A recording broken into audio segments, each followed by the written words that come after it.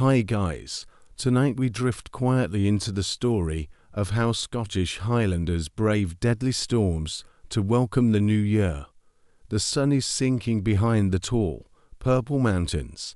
The air is turning cold. It feels like sharp needles of ice against your cheeks.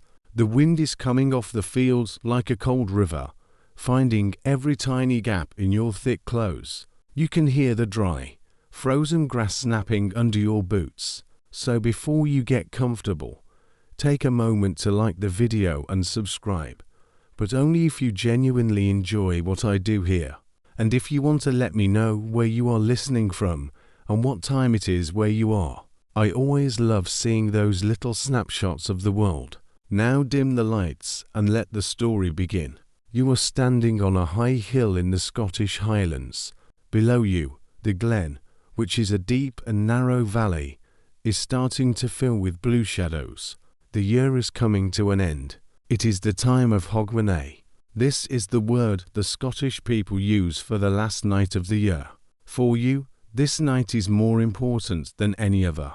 In these mountains, a long time ago, the church did not want people to celebrate Christmas. They thought it was too much of a party and not serious enough. Because of this, the law stopped people from celebrating Christmas for nearly 400 years. That is why tonight, as the sun goes down, everyone in the glen is getting ready for the biggest celebration of their lives. You feel the weight of your clothes. You are wearing a thick piece of wool called a plaid. It is a very long strip of heavy cloth with a pattern of colors.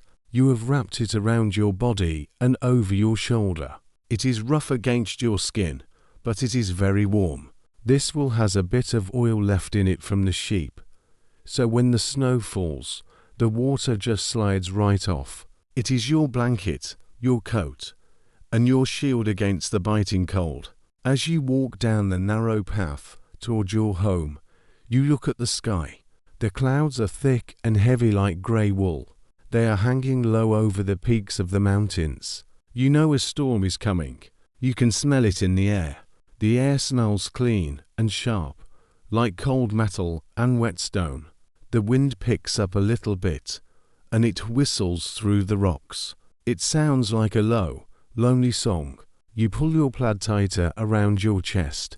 You have a long night ahead of you, and you must stay warm. Your boots make a steady sound on the frozen ground. Crunch, crunch, crunch. The earth is hard as a rock. The small puddles in the path have turned into sheets of white ice. You have to be careful where you step. If you slip here, the cold ground will not be kind. But you know this path well. You have walked it in the bright sun of summer and the brown rain of autumn. Now, in the heart of winter, the path feels different. It feels like the world is holding its breath. You look down at your hands. They are red from the cold, so you tuck them into the folds of your woolen plaid. You think about the small house waiting for you at the bottom of the hill. It is a croft, which is a very small farm with a low roof made of dried grass. Inside, there will be a fire. Outside, the world is turning into a kingdom of ice. The Highlands are beautiful, but they are also very tough. To live here, you have to be just as tough as the stone under your feet. The light is fading fast now. The orange glow on the tips of the mountains is turning to a dull grey. You stop for a moment and stand perfectly still. In this moment of silence, you cannot hear any birds. You cannot hear any sheep. The only sound is your own breath moving in and out of your lungs. It looks like small puffs of white smoke in the freezing air. Everything is quiet. Everything is waiting. It is a deep, heavy silence that makes you feel very small, but also very safe in the middle of the great hills. You take a deep breath of the freezing air. It feels like drinking cold water from a mountain spring. You begin to move again, walking faster now. You want to reach the croft before the first snowflakes begin to fall. You can see a tiny light in the distance. It is a small, yellow dot in the dark valley. That is the light from a tallow candle. A tallow candle is made from animal fat, and it gives off a soft, warm light, and the little bit of a smoky smell. That light means your family is waiting. It means there is a hearth, a stone fireplace, where the peat is burning. Peat is what you use for fuel here. It is like thick, brown bricks of dried earth and old grass that men cut from the ground in the summer. When it burns, it doesn't flame up quickly like wood. Instead, it glows with a deep, steady red heat. The smell of burning peat is the smell of home. It is sweet and earthy, and it stays in your clothes and your hair. As you get closer to the house, the scent of that smoke reaches you on the wind. It makes your heart feel a little lighter. The storm is moving closer. You see the first tiny white speck drift past your eyes, then another. They are small and soft, like feathers from a bird.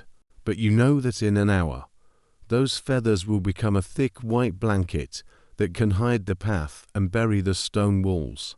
In the Highlands, a storm is not just weather. It is a test. You have to be ready. You have to have enough food, enough fire, and enough heart to get through to the morning. You reach the gate of the small field near your house. The wooden bars are covered in a thin layer of frost that sparkles like tiny diamonds in the last bit of light. You lift the latch, and the metal is so cold it feels like it might stick to your skin. You push the gate open, and it gives a slow, tired groan. You are almost there. You are almost inside, away from the reaching fingers of the winter wind. This night is not just about staying warm, though. It is about the change of the year. The people of the Highlands believe that the way you spend this night sets the tone for the whole year to come. If your house is clean, if your fire is bright, and if you are kind to your neighbors, then the new year will be good to you. But first, you must face the storm. You must face the long, dark hours of the night shift, keeping watch while the world sleeps under the snow. You look up one last time at the mountain tops. They are gone now, hidden by the dark clouds and the falling snow. The world has shrunk down to just the space around you and the little light in the window. You step toward the door of the croft. You can feel the heat of the house pressing against the thick stone walls. You reach for the handle, ready to leave the freezing glen behind and begin the work of the night. You step inside the croft and close the heavy wooden door behind you. The sound of the wind is suddenly much quieter. It is now just a low hum against the thick stone walls. The air inside is thick and warm. It smells like the sweet peat smoke you noticed outside, but it also smells like dried herbs and old wood. You reach up and unwrap your heavy woolen plaid. Your shoulders feel lighter now that the wet, heavy cloth is off. You hang it on a wooden peg near the door. You can see small drops of water falling from the wool and hitting the floor. The floor of your home is not made of wood or carpet. It is made of hard, packed earth and large, flat stones called flags. These stones are cold, but they are strong. Before you can rest, and before the new year arrives, you have a very important job to do. This job is called redding the house. In the Highlands, this means cleaning everything perfectly before the clock strikes 12. There is an old belief that if you leave your house dirty, or if you have old rubbish sitting in the corners, you will bring bad luck into the new year. You want the new year to be fresh and clean, so the house must be fresh and clean too. You go to the corner of the room to find your broom. In this time, the broom is called a besom. A besom is a simple tool made from nature. It is a bundle of thin twigs, usually from a birch tree or from the purple heather that grows on the hills, tied very tightly to a long, straight wooden branch. It is not fancy, but it works well. You run your hand over the twigs. They feel rough and dry. You start at the very back of the house, in the darkest corner where the shadows like to hide. You begin to sweep. The sound is a soft, rhythmic shush shush shush against the stone. You move slowly. There is no need to rush. The night is long, and the storm is only just beginning. You sweep the dust and the tiny bits of dried grass toward the center of the room. You see small feathers from the chickens and little crumbs of bread. Every bit of it must go. As you work, you look at the walls. They are painted with lime, which makes them look white and bright even in the dim light of the tallow candle. You see the way the light dances on the uneven surface of the stones. You move your besom under the heavy wooden table and around the legs of the small stalls. You are careful to reach into every little crack. You want to make sure there is no old dust left from the year that is passing away. Historical records tell us that redding the house was taken very seriously in Scotland. People would not just sweep, they would also try to pay back any money they owed to their neighbours. They wanted to start the year with a clean slate, which means having no debts and no mess. It was a way to feel like you were starting your life over again, fresh and new. You reach the hearth. The hearth is the floor of the fireplace. It is the heart of your home. You see the pile of grey ashes from the fire you had earlier in the day. Using a small metal shovel, you carefully scoop the cold ashes into a bucket. You will take these outside later. Then, you use your besom to sweep the last of the grey dust away. Now, the hearthstones are clean and ready for a new fire. You feel a sense of peace as you look at the clean stone. It looks honest and ready. The work is physical, but it is not hard. It feels good to move your arms and back after being out in the cold. You feel the warmth of the house starting to seep into your bones. Your toes, which were like little blocks of ice in your boots, are starting to tingle as they get warm again. You take off your boots and set them by the door. Walking on the flat stones in your thick woolen socks feels nice. You can feel the texture of the stone through the wool. You continue to sweep the pile of dust toward the front door. The pile is getting bigger now. It is a collection of everything that happened this year. It is the dirt from the fields, the hair from the dogs, and the tiny bits of wool from your spinning wheel.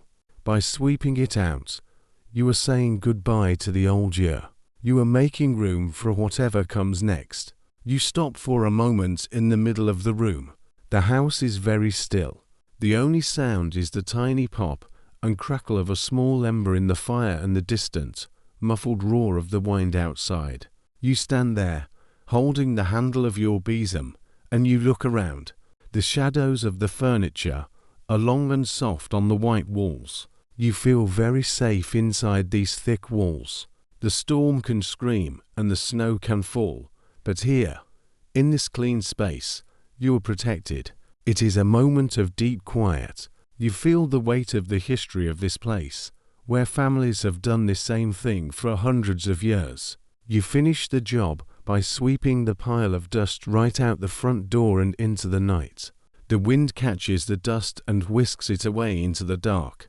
You quickly shut the door and drop the heavy wooden bolt into place. Thunk! The house is sealed.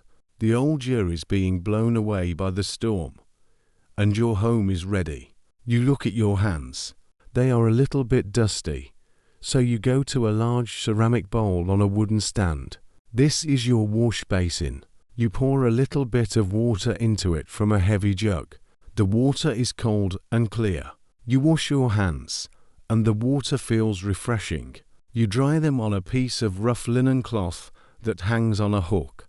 The cloth smells like the wind and the sun from when it was dried outside in the summer. Now that the floor is clean, you look at the fireplace. It is time to build the big fire that will last all night.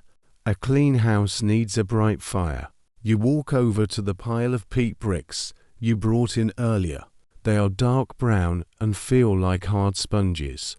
You pick one up and feel its weight. This is the fuel of the Highlands. It is the earth itself, dried and ready to give back the heat of the sun. You begin to stack the peat in the center of the clean hearth. You leave small gaps between the bricks so the air can move through them. You remember how your father taught you to build a fire, placing the smallest pieces at the bottom. You find some dry twigs and a bit of golden straw to help the fire start. Your movements are slow and careful. There is a right way to do things, a way that has been passed down from person to person. You think about the people in the other crofts across the glen. Right now, they are probably doing the exact same thing.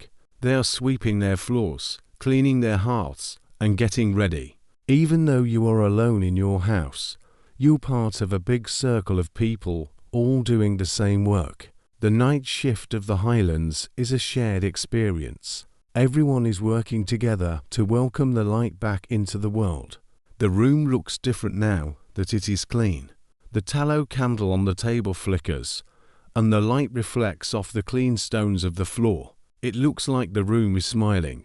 You feel a sense of pride. It is a simple life, but it is a good one. You have a roof over your head, a clean floor under your feet, and a fire waiting to be lit. As the storm grows stronger outside, you sit down on your small stool for a moment of rest.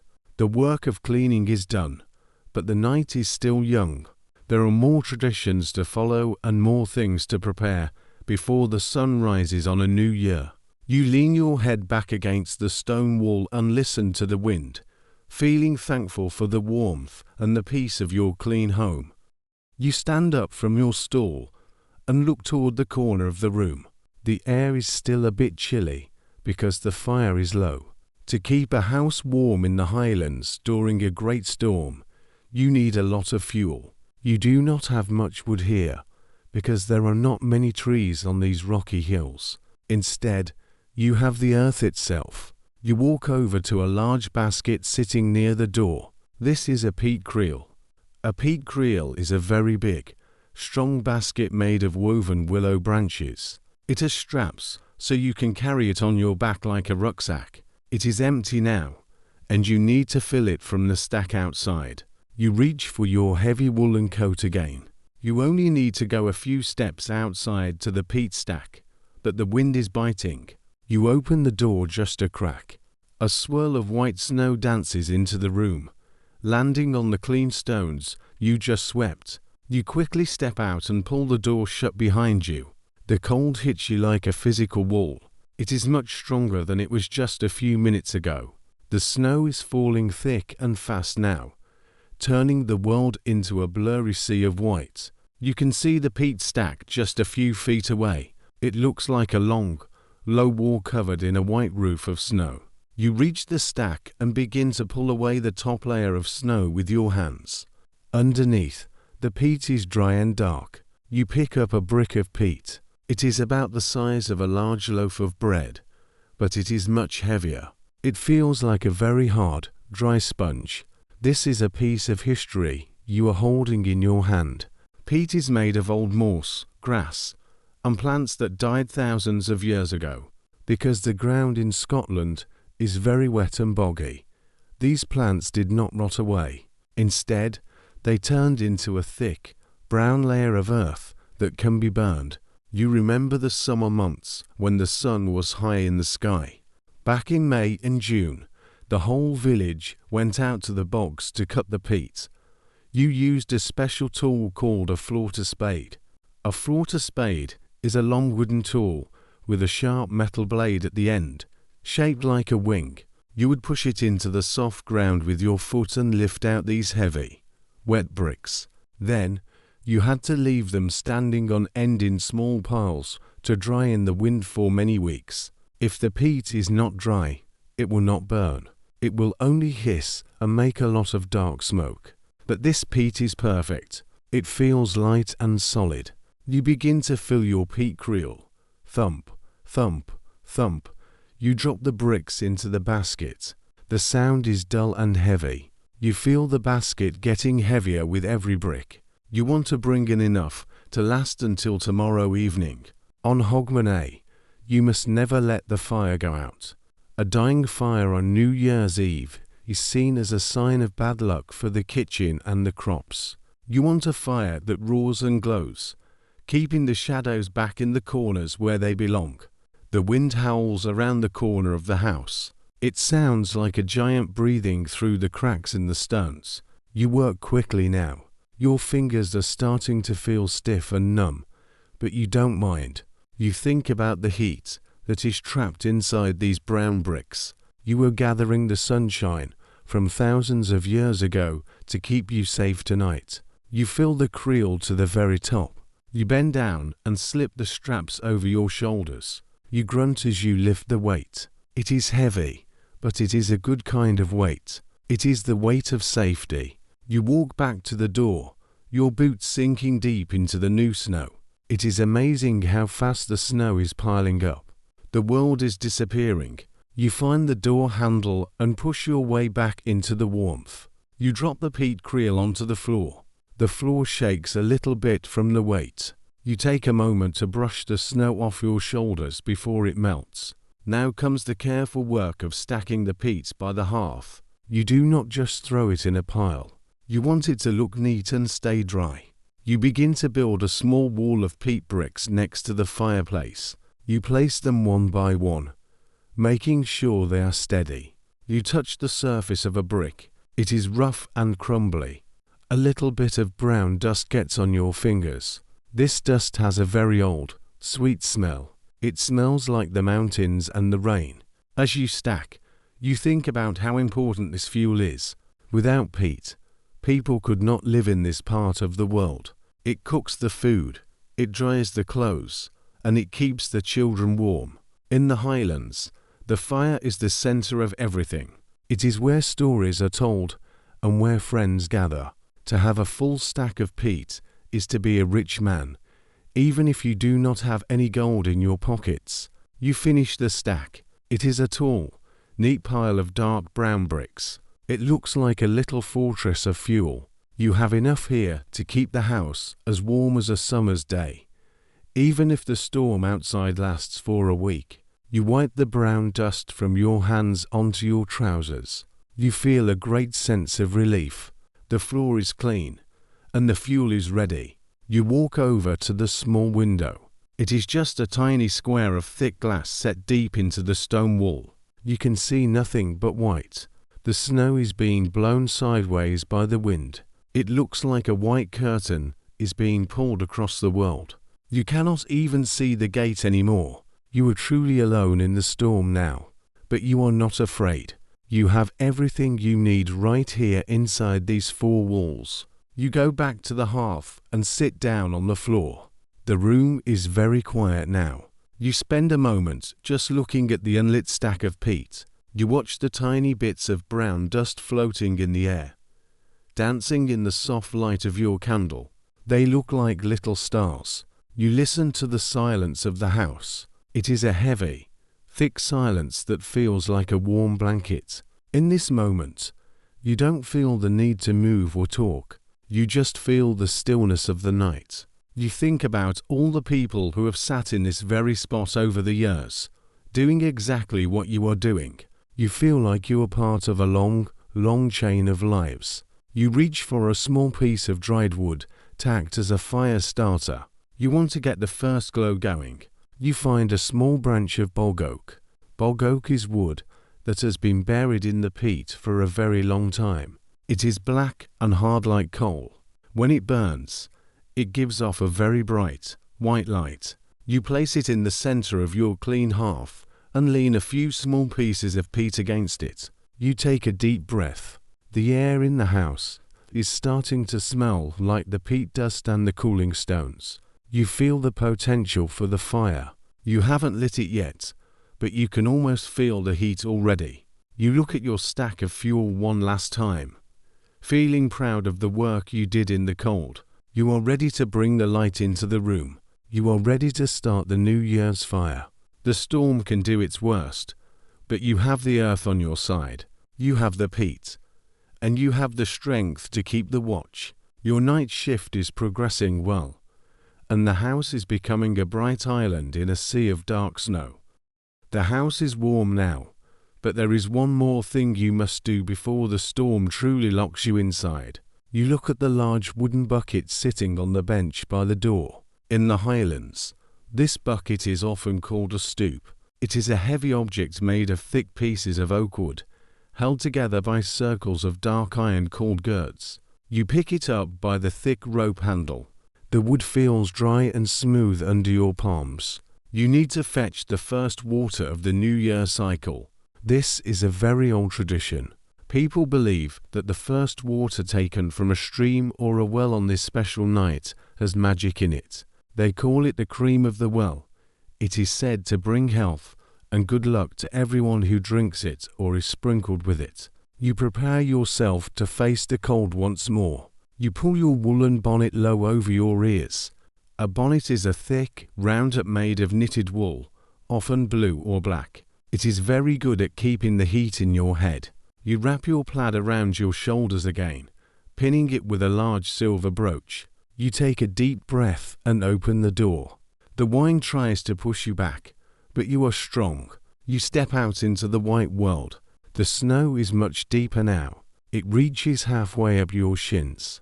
Every step is a struggle, but you know the way to the burn. A burn is the word for a small stream that runs down from the mountains. The world is very dark, but the snow reflects what little light is left, giving the ground a soft, ghostly glow. You walk slowly, feeling for the path with your feet. The wind is whipping the snow into tall drifts against the stone walls of the sheep pens. You hear the sound of the water before you see it. It is a low, gurgling sound, like someone whispering in the dark. The burn is usually a happy, splashing thing in the summer, but tonight it sounds heavy and slow. It is fighting against the ice that wants to keep it still. You reach the edge of the water. The banks are covered in thick, white pillows of snow. You can see the ice forming along the edges of the rocks. It looks like jagged glass. In the middle of the stream, a small ribbon of black water is still moving. This is what you have come for. You have to be very careful here. The rocks are slippery and the water is deep enough to be dangerous if you fall. You find a flat stone and plant your feet firmly. You lean forward, holding the heavy wooden stoop. You dip the bucket into the freezing water. Splash! The sound is loud in the quiet night. You feel the weight of the water as it fills the bucket. It is much heavier now. You pull it up, and a few drops of water spill onto your hand. The cold is so sharp it feels like a burn. Your skin turns red instantly. You quickly pull your hand away and wipe it on your woolen plaid. The water in the bucket is clear and dark, dancing under the dim light of the stars that are hiding behind the clouds. Historical facts tell us that the cream of the well was a very competitive tradition. In many villages, young men and women would race to the well or the stream as soon as the clock struck midnight. The first person to get their bucket in the water was thought to have the best luck for the entire year. Some people even thought this water could heal sick animals or keep the crops from failing. Tonight, you are the first one here. You have the cream for your household. You feel a sense of quiet joy. It is a small victory against the winter. You stand by the edge of the stream for a long time. The wind suddenly drops, and the world becomes perfectly still. You look at the water flowing past the ice. You can see the tiny bubbles trapped under the clear frozen surface. They look like little pearls. You listen to the heartbeat of the mountain. It is a slow, deep rhythm that you can feel in your own chest. The only other sound is the soft clink of a piece of ice breaking off a rock and floating away. It is a moment of pure, cold beauty. You feel like the only person left in the world, standing guard over this secret, flowing life in the middle of a frozen kingdom. You lift the stoop and begin the walk back to the croft. The water slashes gently against the wooden sides. Swish, swish. You have to walk carefully to make sure you don't spill a single drop of this lucky water. The wind picks up again, throwing handfuls of dry snow against your face. You squint your eyes and keep moving. Your legs are tired from pushing through the deep snow, but you are almost home. You can see the orange glow of your window again. It looks like a warm eye watching you from the dark. When you reach the door, you are covered in a thin layer of white frost. Your eyelashes are heavy with it. You kick the snow off your boots and slip back inside.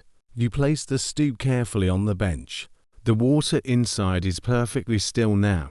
It looks like a dark mirror. You take a small wooden bowl called a coggy. A coggy is a tiny version of the bucket, made with the same wooden staves and iron hoops. You dip the coggy into the water and take a small sip. The water is so cold it makes your teeth ache, but it tastes wonderful. It tastes like the high rocks and the clean air. You will use this water for many things tonight. You will use a bit of it to make the dough for the New Year cakes. You will sprinkle a few drops on the threshold of the door to keep out bad spirits. You might even give a little bit to the cow in the byre, which is the small barn attached to your house, to keep her healthy through the winter. This water is more than just a drink. It is a symbol of life that continues even when the world is frozen and dead. You look at the bucket and feel a sense of completion. You have the fire ready in the peat stack. The house is clean. And now you have the lucky water. You are becoming a master of the night shift. You are doing the work that keeps the old ways alive. You feel the warmth of the room beginning to thaw your frozen fingers. You move closer to the hearth, where the first few pieces of peat are starting to catch fire. The smoke is starting to rise, and the room is filling with a gentle, golden light. As you sit there, you think about the power of these simple things: wood, water, fire, and stone. In the Highlands, these are the things that matter. The storm outside can roar all it wants, but you have gathered the best of the earth to keep you company. You look at the stoop one last time before you turn your attention to the cooking. The cream of the well is safe inside your walls. The night is moving forward, and you are ready for the next part of the journey. You feel a deep sense of belonging to this land and to this night. Your watch continues, and the house feels more like a home with every passing hour. You stand by the small, deep-set window of your croft and look out into the dying light. The sky has changed. It is no longer the soft grey of a winter afternoon. Now, it is a deep, bruised purple and a heavy, dark slate colour. The clouds are thick and lumpy, hanging so low that they seem to rest right on the shoulders of the big mountains. You can no longer see the tops of the peaks. They have been swallowed by the dark. In the Highlands, people used to say that the clouds were like the great old woman of the winter, shaking her white apron to drop the snow on the world. Looking at the sky now, it feels like she is ready to cover everything in a thick, cold blanket. The wind is starting to make a new sound. Before, it was a whistle. Now, it is a low, heavy roar that vibrates in the stone walls. You can feel it in the soreness of your feet. This is the New Year wind, for hundreds of years. The people of the Highlands watch the wind very closely on this night. They believe the direction of the wind at the start of the year would tell them what the next 12 months would be like. If the wind came from the south, it meant the year would be warm and the cows would give plenty of milk. If it came from the west, the sea would be full of fish. But tonight, the wind is coming from the north and the east. This is the cold wind, the black wind, that brings the heavy snow and tells of a hard, long winter ahead. You reach out and touch the stone around the window. It is very thick, nearly 3 feet of solid rock and earth. You can feel the cold radiating off the stone, even though you are inside. A small draft of air leaks through a tiny gap in the mortar, which is the mud and lime used to hold the stones together. It feels like a thin finger of ice touching your hand. You pick up a small piece of unspun wool, a tuft, and push it into the crack to stop the wind. The wool is soft and oily. It blocks the cold immediately. The light in the room is fading as the sky turns black. You need more light than just the glow of the growing fire. You walk over to a small iron object hanging from a hook on the wall. This is a cruisy lamp. It is a very simple but clever tool. A cruisy lamp is made of 2 small metal bowls, one sitting inside the other. The top bowl holds oil made from fish or seals. In this oil, you place a wick, The wick is made from the white pith, the soft inside part, of a long green plant called a rush. You have to peel the skin off the rush very carefully to get the soft wick inside. You take a small twig from the hearth, light it in the fire, and touch it to the wick of the cruisy lamp. A tiny, yellow flame blooms. It is not a very bright light, but it is steady. The second bowl of the lamp is there to catch any oil that might drip from the top one. Nothing is wasted in this house. The light from the lamp casts long, dancing shadows on the walls. It makes the room feel smaller and more private. The world outside is big and scary, but here, in the circle of the yellow light, everything is familiar and safe. You turn back to the window. The first heavy flakes of the storm are starting to hit the glass. They do not fall like rain. They are large and wet, and they stick to the pane. You watch as one flake lands, stays for a second, and then slides down, leaving a clear trail in the frost. Then another lands, and another. Soon, you will not be able to see out at all. The snow will build up against the glass until the window is just a wall of white. You take a moment to be perfectly still. The house is filled with the smell of the fish oil from the lamp and the sweet smoke of the peat. You listen to the storm. The wind hits the side of the house with a loud thump, like a giant hand striking the stone.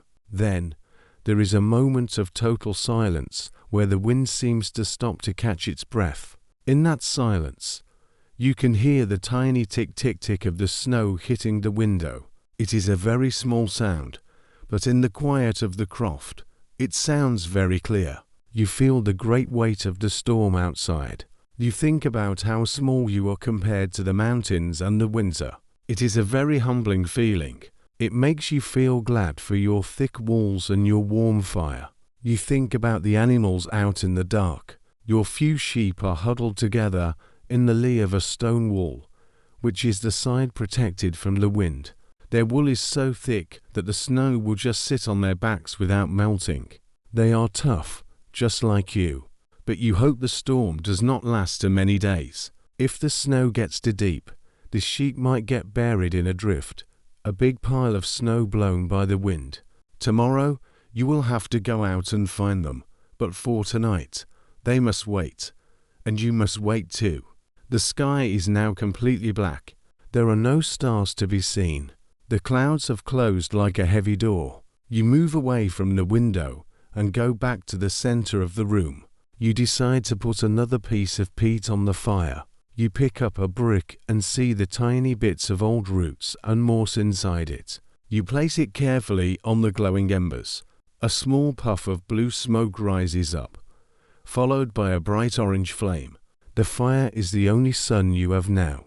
You look at your hands in the light of the cruisy lamp. They are the hands of someone who works hard. They are rough and have small scars from the tools and the rocks, but they are also steady. You are not shaking, even though the storm is growing into a monster outside. You have done everything you can. You have the fuel, you have the water, and you have the light. The night shift of Hogmanay is about more than just work. It is about standing your ground against the dark. You walk to the door and check the bolt one more time. You can hear the snow piling up against the wood. It makes a soft, shushing sound. The air in the room is getting warmer as the peat fire settles into a deep, red glow. You feel a sense of duty. You are the watchman for this little patch of land. As long as your light is burning, the storm hasn't won. You feel the history of your family in this room. They sat here through 1,000 storms before you were even born. They watched the same clouds and felt the same wind. You sit down on your stool and lean your head back. The shadows on the ceiling look like the branches of a great tree. You are entering the heart of the night. The preparations are almost done, and soon it will be time to begin the cooking. The smell of the storm, that cold, metallic scent, is still lingering near the door, but the warmth of the hearth is winning. You watch the tiny flame of the cruisy lamp dance in a draught you cannot feel. It is a small light, but it is enough. You are ready for whatever the sky decided to drop on the glen tonight. You turn your back to the cold window and move toward the wooden table in the center of the room. It is time to prepare the food that will sustain you through the night and welcome your guests if they manage to brave the storm. In the Highlands, the most important food is the oatcake. You do not have much wheat here because the ground is too wet and the summers are too short for it to grow well. But oats are different. Oats are strong. They like the rain and the cool air of the mountains. Because of this, oats have been the main food for Scottish people for hundreds of years. You reach for a large wooden bowl made of light-colored birchwood. It has been carved from a single piece of a tree, and you can feel the smooth grooves left by the knife. You reach into a large sack made of rough cloth and pull out a handful of oatmeal. The oatmeal feels gritty and dry in your hand. It is not like the fine, white flour you might see in a big city shop. This is stone-ground oatmeal. It has different sizes of grains, from tiny dust to larger, crunchy bits. You pour several handfuls into the bowl. The sound of the dry oats hitting the wood is soft and dusty. Next, you take the first water you brought from the burn. You pour a small amount of the cold water into the oats. You also add a tiny pinch of salt and a bit of melted fat to make the cakes rich. Now, you must mix it. You use a tool called a spurtle. A spurtle is a simple wooden stick, usually with a decorative top shaped like a thistle. It is the perfect tool for stirring oats because it doesn't make the mixture too sticky. You move the spurtle in a circle. Swish, scrape, swish. You can feel the oats getting heavy as they soak up the water. The smell of the wet grain is fresh and earthy. Once the dough is thick, you dust the wooden table with a little more oatmeal. You turn the dough out onto the table. It is warm from your hands and the heat of the room. You begin to press it down with your palms. You can feel the rough texture of the grains against your skin. It is like massage for your hands. You roll the dough out until it is flat and round, about the thickness of a small coin. Then, you take a knife and cut the large circle into 4 pieces. These pieces are called fowls. A fowl is a word that means a fourth part. Cutting them this way makes them easy to turn and easy to share. To cook these cakes, you do not use a modern oven. You use the heat of the fire you have built. You pick up a girdle. A girdle is a flat, round plate made of heavy black iron. It has a handle that loops over the top, so you can hang it from a hook over the fire. You hook the girdle onto the sway, which is an iron arm that can swing in and out of the fireplace. You swing the girdle over the glowing peat and wait for it to get hot. You can tell when the girdle is ready by dropping a tiny bit of water on it. If the water sizzles and jumps around like a tiny silver bead, the iron is hot enough. You carefully lift your oatcake fowls and place them on the black metal. Sss. The sound of the dough hitting the hot iron is very satisfying. Almost immediately, the smell begins to fill the room. It is the smell of toasting grain. It is a warm, nutty scent that makes your mouth water. It is the smell of survival and comfort. While the cakes cook, you stand very still and watch the steam. The steam rises in thin, white curls from the surface of the oats. It catches the yellow light from the cruisy lamp and the red light from the fire. You watch as the steam twists and turns, disappearing into the dark shadows of the roof. The only sound is the low roar of the storm outside and the occasional pop from the peat fire. In this quiet moment, you feel a deep sense of calm. You are not thinking about the past or the future. You are just watching the steam and feeling the warmth on your face. It is a moment of pure peace in the middle of a wild night. You use a flat metal scraper to lift the edge of one fowl. The bottom is now a beautiful golden brown with little dark spots where the heat was strongest. You flip it over. The other side is still pale and soft. You do the same for the other 3 pieces. You have to be careful not to let them burn. If they stay on the heat too long, they will become hard like a rock. You want them to be crisp on the outside, but still a little bit chewy in the middle. Historical facts tell us that Highlanders often lived on nothing but these oat cakes and water when they were travelling through the mountains. They would carry a small bag of oatmeal and a little tin plate. They could make a meal anywhere they found a fire or even just cold water. It was the power food of the past. These cakes gave the people the energy to walk 4 miles over the rocky hills and to work in the cold wind. Tonight, these cakes are more than just food. They are a symbol of the hard work that has kept your family alive for generations. As the second side of the cakes toasts, the smell becomes even stronger. It is a very simple smell, but it is one of the best smells in the world. It reminds you of your grandmother's kitchen and the many new years you have seen. You take the girdle off the fire and swing the iron arm away from the heat. You use your fingers to quickly pick up the hot cakes and set them on a clean cloth. They are so hot they sting your fingertips, but you don't mind. You wrap them in the cloth to keep them soft. You look at the pile of golden oat cakes. They are simple and honest. They are made from the things of the earth, grain, water, and fire. You feel a sense of pride in making them. In the Highlands, being able to cook good oat cakes was a skill that everyone respected. It showed that you knew how to handle the fire and the grain. You decide to have a small piece now, just to test it.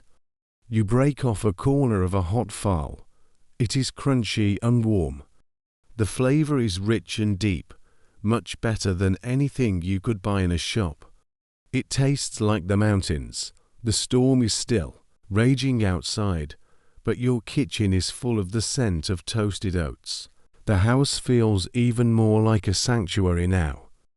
A sanctuary is a safe place where nothing can hurt you.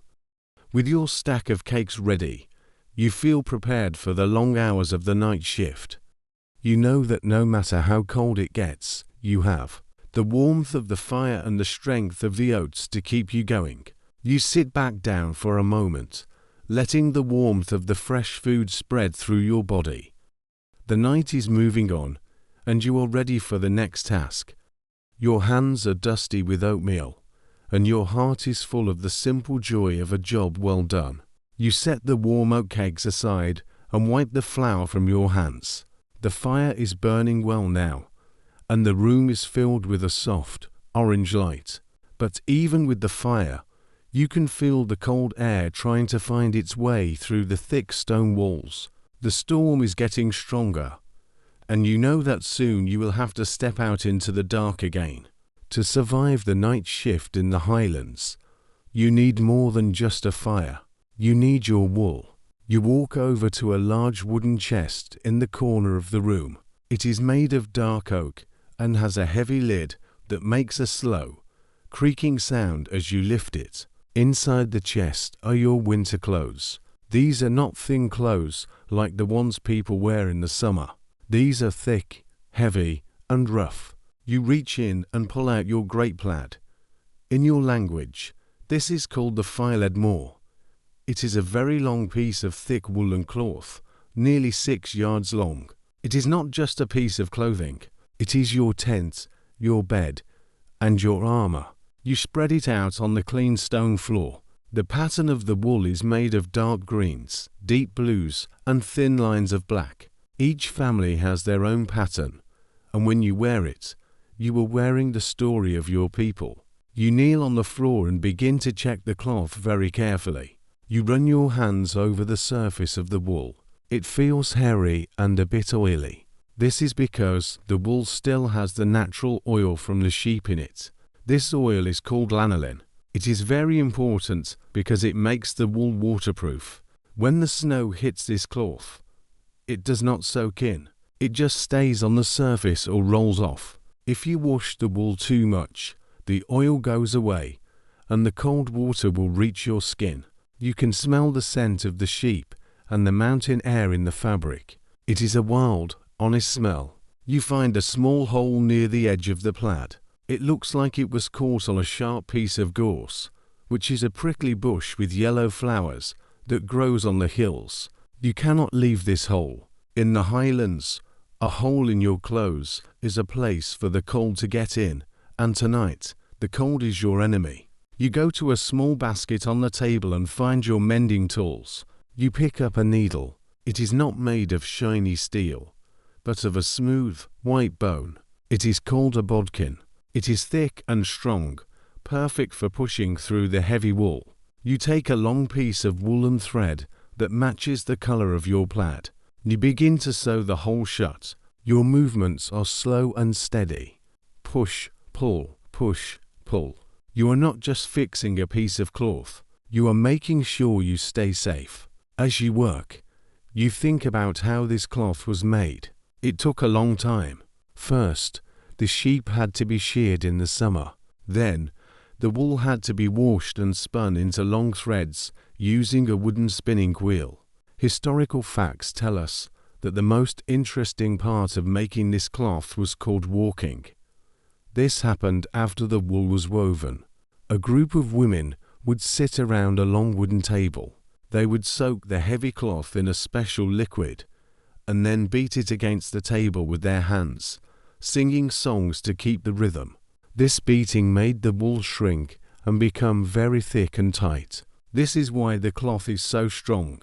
It is so thick that a sharp knife would have a hard time cutting through it. It was the best protection a man could have against the wind and the rain.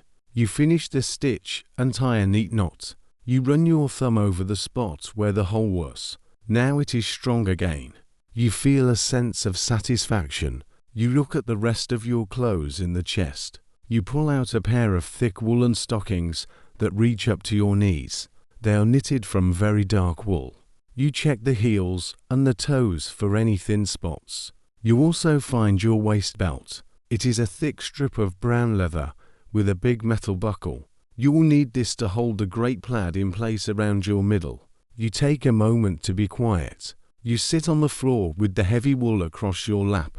The fire pops, sending a tiny shower of sparks up the chimney. You feel the weight and the warmth of the cloth on your legs. You think about the person who wove this for you. Maybe it was your mother or your grandmother. You can see the tiny mistakes in the pattern where their hands moved, and it makes you feel like they are right here with you. The room is very still, and the heavy wool feels like a living thing, full of the warmth of the animals and the people of the glen. You feel very protected, as if the walls of the house have moved closer to wrap around you. You decide it is time to put the plaid on. This is a special skill. You do not just put it on like a coat. You lay the leather belt on the floor first. Then you fold the long piece of wool into neat pleats, all ruffles, on top of the belt. You lie down on top of the wool and wrap the ends over your stomach. You reach down and fasten the belt tight. When you stand up, the bottom half of the wool forms a heavy skirt that reaches your knees. The top half is still hanging down. You gather this extra cloth and throw it over your left shoulder, pinning it with your silver brooch. Now, you're wrapped in a thick cocoon of wool. You move your arms to make sure you can still walk and work. The cloth is heavy, but it moves with you. It feels like a warm hug. You feel much taller and stronger now. The wind outside seems less scary when you are wearing 6 yards of mountain wool. You feel ready to face the storm. You look at your feet. You cannot wear your indoor slippers outside. You reach back into the chest and pull out your curans. These are your outdoor shoes. They are made of pieces of rawhide leather that has not been made soft by a factory. They are shaped to your feet and tied with long leather laces that wrap around your ankles. They are not very pretty, but they are very tough. They allow your feet to feel the ground, which is important when you are walking on slippery rocks in the dark. You sit on your stool and begin to tie the leather laces. You pull them tight, feeling the leather press against your woolen stockings. You are building your armor, piece by piece. First the fire, then the food, and now the clothes. You are a watchman, and a watchman must be prepared for the worst the night can bring. You stand up and walk across the room. Your new shoes make a soft thud on the stones. You look in the small mirror on the wall. The glass is old and a bit cloudy, but you can see yourself. You look like a man of the mountains. You look like someone who can survive a storm. The heavy woolen plaid makes your shoulders look broad. The silver brooch sparkles in the light of the cruisy lamp. You take a deep breath. The air inside your woolen wrap is warm and smells of the house. The storm is still shouting at the door, but you are not cold anymore. You have the strength of the sheep and the work of the weavers on your side. You are ready to move on to the next part of your night. There are guests to think about, and more traditions to follow. You reach for the heavy black bun on the shelf, ready to prepare the food that will welcome the new year. Your watch is going well, and you are feeling the steady heart of the Highlands beating in time with your own. You move back to the large wooden table in the center of the room. Now that your clothes are ready and the floor is clean, it is time to prepare the most famous food of the Scottish New Year. You reach up to a high shelf and take down a heavy tin. Inside this tin is a cake you made many weeks ago. In the Highlands, this is called the black bun. Some people also call it the Scotch bun. It is not like a light, fluffy sponge cake you might have at a birthday party. This cake is heavy, dark, and very rich. It is almost like a solid brick of fruit and spice, wrapped in a thin, golden crust of pastry. You place the black bun on the table. Even before you open the tin, you can smell it. It has a very deep scent that fills the kitchen. It smells like dark sugar, spicy cinnamon, and the sharp tang of dried orange peel. This cake is a very important part of the night shift. When a guest arrives at your door after midnight, you must give them a slice of this bun. It is a sign that you have plenty of food in your house and that you want to share your good luck with them. You take the cake out of the tin and feel its weight. It is surprisingly heavy for its size. It feels solid and strong, just like the stone walls of your croft. Historical facts tell us that the black bun was not always for the new year. Long ago, it was eaten on the 12th day after Christmas, which people called Twelfth Night. But when the laws changed and Christmas celebrations were stopped in Scotland, the people moved their special cake to Hogmanay instead. They did not want to lose their traditions, so they just changed the date. They made the cake so rich and full of fruit that it would stay good to eat for many months. This was important because in the winter, fresh food was very hard to find. You look at the crust of the bun.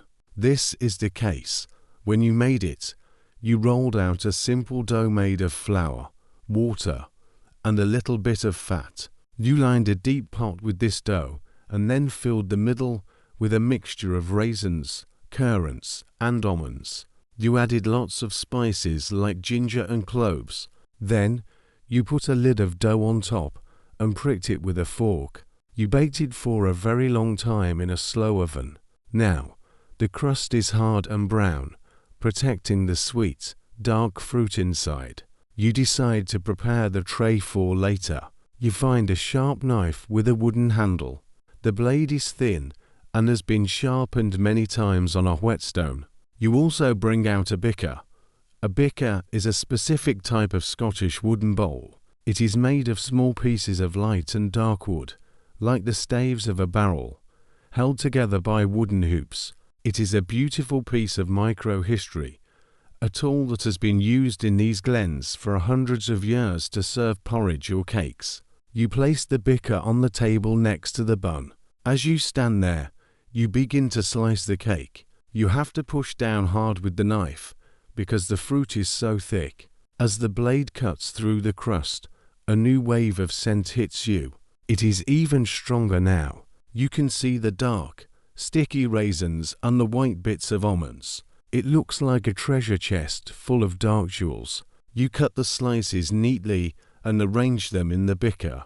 The dark brown of the cake, lovely against the light-colored wood of the bowl. You take a moment to be perfectly still and reflect. The room is very warm now. The peat fire is glowing like a giant orange eye in the hearth. You look at the slices of cake on the table. You think about how much work went into making this one bun.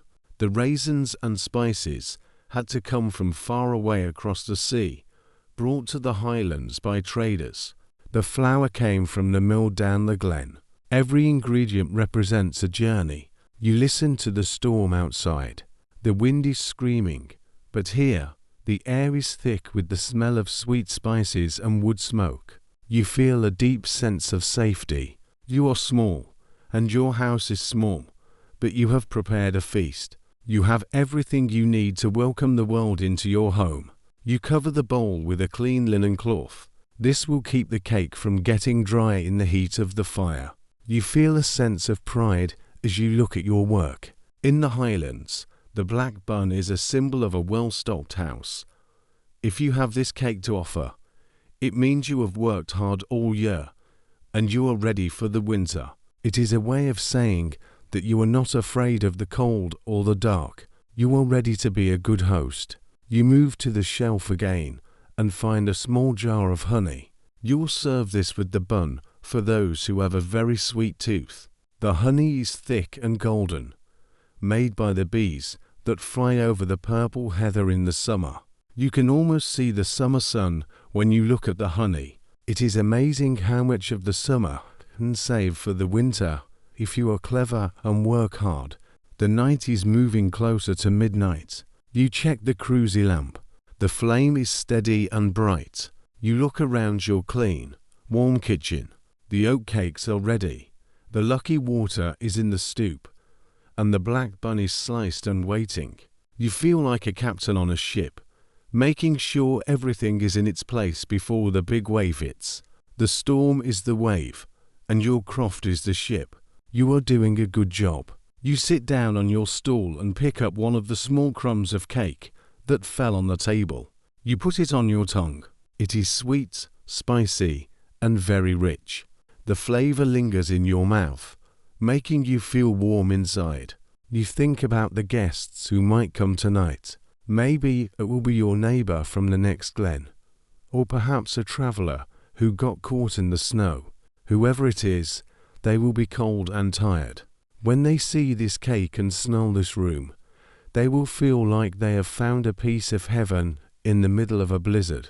The night shift of the watchman is often a lonely one, but tonight, the food reminds you that you are connected to other people.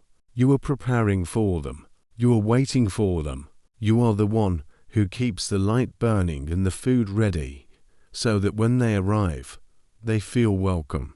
You reach out and touch the edge of the wooden bicker. The wood is smooth and cool. You feel ready for the next part of the night. You will go and check on the animals one last time before the storm gets even worse. You stand up, feeling the weight of your heavy plaid, and prepare to face the wind again. Your heart is light because you know your home is ready for the new year. The warmth of the black bun and the sweet smell of the spices are still with you as you prepare to leave the kitchen. But the work of the night shift is not only about the inside of the house. You have lives depending on you outside in the cold. You reach for your staff, which is standing in the corner. In the Highlands, this is often called a croman. A croman is a long, sturdy stick made of ash wood with a small, natural hook at the top. It is the most important tool for a man walking in the snow. It helps you find the path when it is buried, and it keeps you steady when the wind tries to knock you over. You pull your woolen bonnet tight over your ears and wrap a long scarf around your face, leaving only your eyes showing. You take a deep breath of the warm house air, knowing it will be the last warm breath you have for a while. You push the door open. The snow has piled up so high that you have to use your shoulder to shove the door against the white drift. A cloud of fine, powdery snow blows into the room, stinging your eyes. You step out and pull the door shut. Immediately, the world of the kitchen is gone. You are in a world of white and grey. The wind is much stronger now. It is a living wind, a force that feels like it has hands. It pushes against your chest and tries to trip your feet. You lean forward, putting your weight onto your croman. You cannot see the path at all now. The stone walls that line the fields are just low, white humps in the dark. You have to walk by memory. You know that 20 steps from the door, there is a large rock shaped like a sleeping dog. You find it with your staff. Thud. The wood hits the stone through the snow. You are on the right track. You are heading for the sheepfold. In your language, this is called a fank. A fank is a square or circular area surrounded by very high, thick walls made of dry stone. Dry stone means the walls are built by fitting the rocks together perfectly without using any mud or cement. These walls are very strong and have stood for hundreds of years. The sheep know that the fank is the place of safety. When the big storms come, they gather there to wait for the morning. The walk is very slow. The snow is now up to your knees. Each step is a struggle. You have to lift your leg high and stomp down to find the solid ground. You feel the muscles in your legs getting tired, but you keep going. In the Highlands, your animals are your life. A man without sheep is a man who will go hungry in the spring. During Hogmanay, it is a very old tradition to check every living thing on your land. You want to make sure they are all safe and tucked away before the new year arrives. Historical facts tell us that the sheep in the Highlands were a special breed called the Scottish Dumfus, or the Hebridean sheep.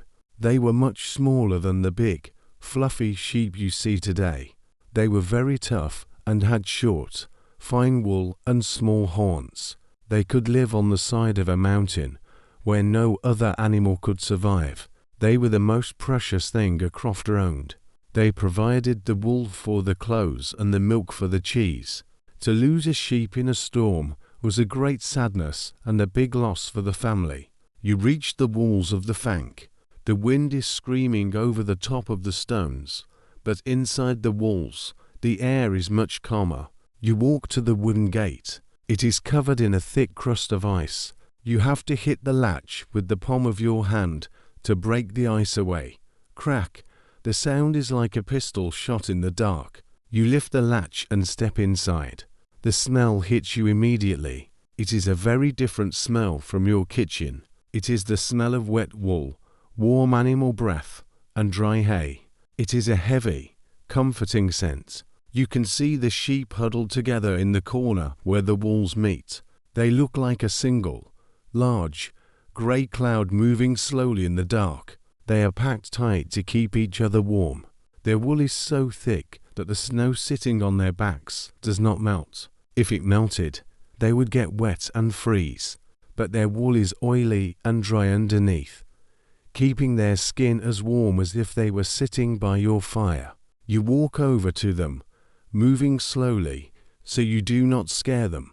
You use your croman to gently tap the ground as you walk. You reach out your hand and touch the back of the nearest sheep. The wool feels rough and icy on top, but as you sink your fingers deep into the fleece, you feel the heat of the animal. It is a wonderful feeling. It is the heat of life in the middle of a frozen world. You count them by touching their heads. 1, 2, 3. They are all there. You find the small lamb that was born late in the year. It is tucked safely in the middle of the group, protected by the bigger sheep. You take a moment to be perfectly still. Inside the fank, the sound of the storm is muffled. The high stone walls break the force of the wind, turning the roar into a soft whistle. You stand there in the dark with the sheep. You can hear the soft munch of them chewing on the hay you brought earlier. You can hear their slow, steady breathing. It is a very peaceful sound. You look up, and for a tiny second, the clouds part. You see one bright star shining down into the fold. It looks like a tiny lamp. You feel a deep connection to these animals and this land. You are their protector, and they are your life. In this quiet moment, the cold does not feel so sharp. You feel like you are exactly where you are supposed to be. You check the floor of the fank to make sure there are no puddles of water that could turn into ice. You spread a little more dry heather on the ground for them to lay on. Heather is a tough plant that stays springy even when it is dry. It makes a good bed. You look at the stone walls and notice how the frost has made beautiful patterns on the rocks. They look like tiny trees made of silver. You move back to the gate. You feel a sense of relief. The sheep are safe. The night shift is not just about human celebrations. It is about the quiet duty of care. You make sure the gate is shut tight and tie a piece of leather cord around the latch, just to be sure the wind cannot blow it open. You lean your head against the cold wood of the gate for a second. Your face is stinging from the wind, and your breath is coming in short gasps. But your heart is steady. Now comes the hard part, the walk back to the house. You have to go against the wind this time. You turn away from the fank and step back into the full force of the storm. The wind hits you so hard it takes your breath away. You pull your scarf tighter. You use your croman like an extra leg, planting it deep into the snow before you move. The light from your croft window is tiny, like a spark from a fire. It seems very far away. You focus on that light. Every step brings you closer to the warmth of the peat fire and the taste of the oatcakes. You think about the first water waiting on the bench and the black bun on the table. The contrast between the wild, freezing dark and the golden light of the home is what makes Hogmanay feel so special. Without the storm, the fire wouldn't feel so warm. Without the dark, the light wouldn't be so bright. You reach the door of your house. You are covered in white from head to toe. You look like a ghost made of snow. You use the handle of your croman to knock the snow off your boots. Bang, bang, bang. You push the door open and slide inside. The warmth of the house wraps around you like a heavy blanket. You lean your staff against the wall and take off your frozen scarf. Your face is glowing red, and your eyes are watering, but you are smiling. The animals are safe. The watch continues. You have finished the outdoor work of the night, and now you return to the traditions of the hearth. You feel a deep sense of peace as you listen to the wind howling outside, knowing that everyone on your little piece of the Highlands is tucked away and warm. You drop the heavy wooden bolt into its notch with a loud thunk. The door is sealed. This bolt is a simple piece of oak, but right now, it feels like the most important thing in the world. In the Highlands, this part of the door is called the sneck. It is a micro-history detail that has stayed the same for centuries. A sneck is a small lever or a bar that you lift to open the door, and when you drop it, it holds the house shut against the world. You run your hand over the smooth, dark wood of the bolt. It is warm from the air in the room, but the door itself is freezing cold. You can feel the vibration of the wind through the wood. The storm is no longer just a noise outside. It is a weight pressing against your home. You stand there for a moment, just breathing. Your lungs are still cold from the air outside, and every breath feels like a tiny splash of water in your chest. You reach up and pull off your heavy woolen bonnet. It is soaked with melted snow, and it feels heavy in your hand. You squeeze it, and a few drops of water fall onto the floor. You hang it on a peg near the fire so it can dry. The room is filled with a new sound now. It is the sound of the wind rattling the door. It is not a steady sound. It comes in waves. Rattle-clack, rattle-clack. The door shakes in its frame. If someone is outside, trying the handle, wanting to come in, but you know it is just the wind. In the old days, people in the Highlands believed that the old year was a physical thing that tried to stay in the house. They thought that on Hogmanay, the wind was full of the spirits of the year that was passing away. They believed that if you didn't keep your door and windows shut tight, the bad luck of the past year could blow back inside. A simple historical fact is that many families would wait until exactly midnight to open the door to let the old year out and the new year in. Until then, you must keep the storm out. You are the guardian of this space. You look down at the bottom of the door. A tiny line of white powder is starting to grow on the stone floor. It is snow. The wind is so strong that it is blowing the fine, icy dust through the tiny gap under the door. You watch as the pile grows. It looks like a little mountain range. You go to the corner and find an old, thick piece of heavy cloth. You roll it up into a long tube and push it tight against the bottom of the door. This is your draft excluder. As soon as you push it into place, the whistling sound of the wind stops. The room feels a little bit warmer already. You walk over to the fire. You need the heat now.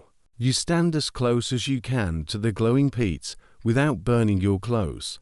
You can feel the warmth moving through your thick woolen stockings and into your legs. Your face, which was numb from the cold, starts to tingle. It feels like 1,000 tiny needles are prickling your skin. This is the blood coming back to your cheeks. It is a strange feeling, but a good one. It means you are safe. It means the house is doing its job. The sound of the storm is different now that you are inside.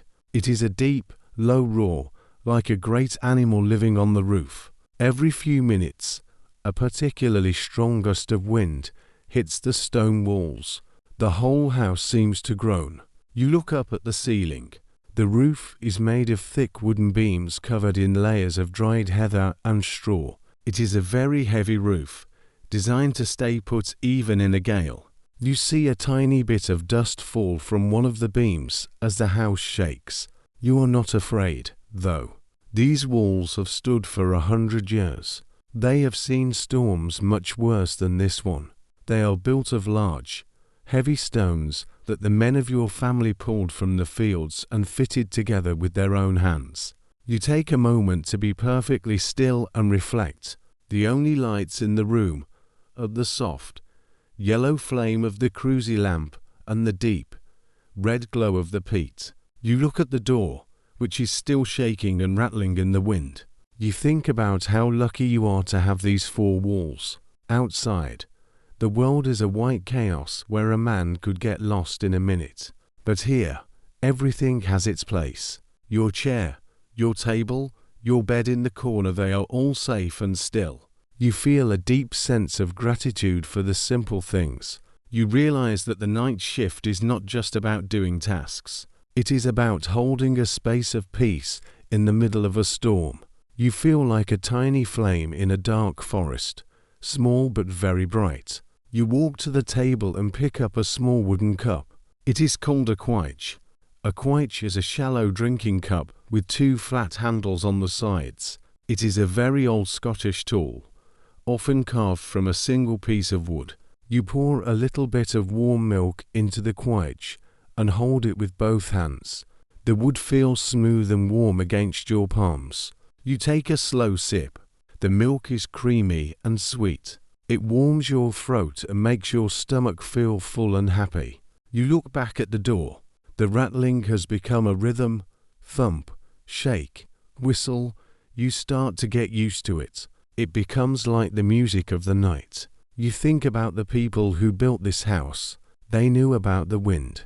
They knew how to make a door that would hold. They knew how to place the stones so the weight of the roof would keep the walls steady. You are resting on the clever work of your grandfathers. You feel like you are not alone in the house. You are surrounded by the strength of everyone who lived here before you. You decide to check the windows one more time. You walk to the small square of glass. You cannot see anything now. The snow has piled up so high on the outside that it has covered half the window. It looks like a white wall. This is actually a good thing. The snow acts like a blanket, keeping the cold wind away from the glass. It is nature's own way of helping you stay warm. You touch the glass with your finger. It is so cold it feels like it might stick to your skin. You quickly pull your hand away. The house is becoming very quiet, Despite the noise of the wind, the fire has settled into a steady, quiet burn. The smoke rises straight up the chimney, which is built into the thick gable end of the house. You feel the weight of the night. It is the time when the old year is tired and ready to leave. You feel a bit tired yourself, but you cannot sleep yet. There is still much to do. You must keep the watch. You must be awake to welcome the first person who knocks on that rattling door after the clock strikes 12. You sit down in your large wooden chair. It has a high back to keep the drafts away from your neck. You lean your head back and close your eyes for a minute. You listen to the wind. It sounds like it is telling a story. It is a story of the high mountains, the deep glens, and the long, cold winters. You feel very small, but you also feel very strong. You are a part of this story. You are the watchman, the keeper of the fire, and the one who stays awake while the world sleeps under the snow. The door gives one last, loud rattle, and then the wind seems to die down for a second. In that sudden silence, you can hear the heart of the house beating. It is the sound of the peat fire, the tiny tick of the cooling stones, and your own steady breath. You are ready for the next part of the night. You are ready to light the torches and bring the fire into the dark. The night shift continues, and you are exactly where you need to be.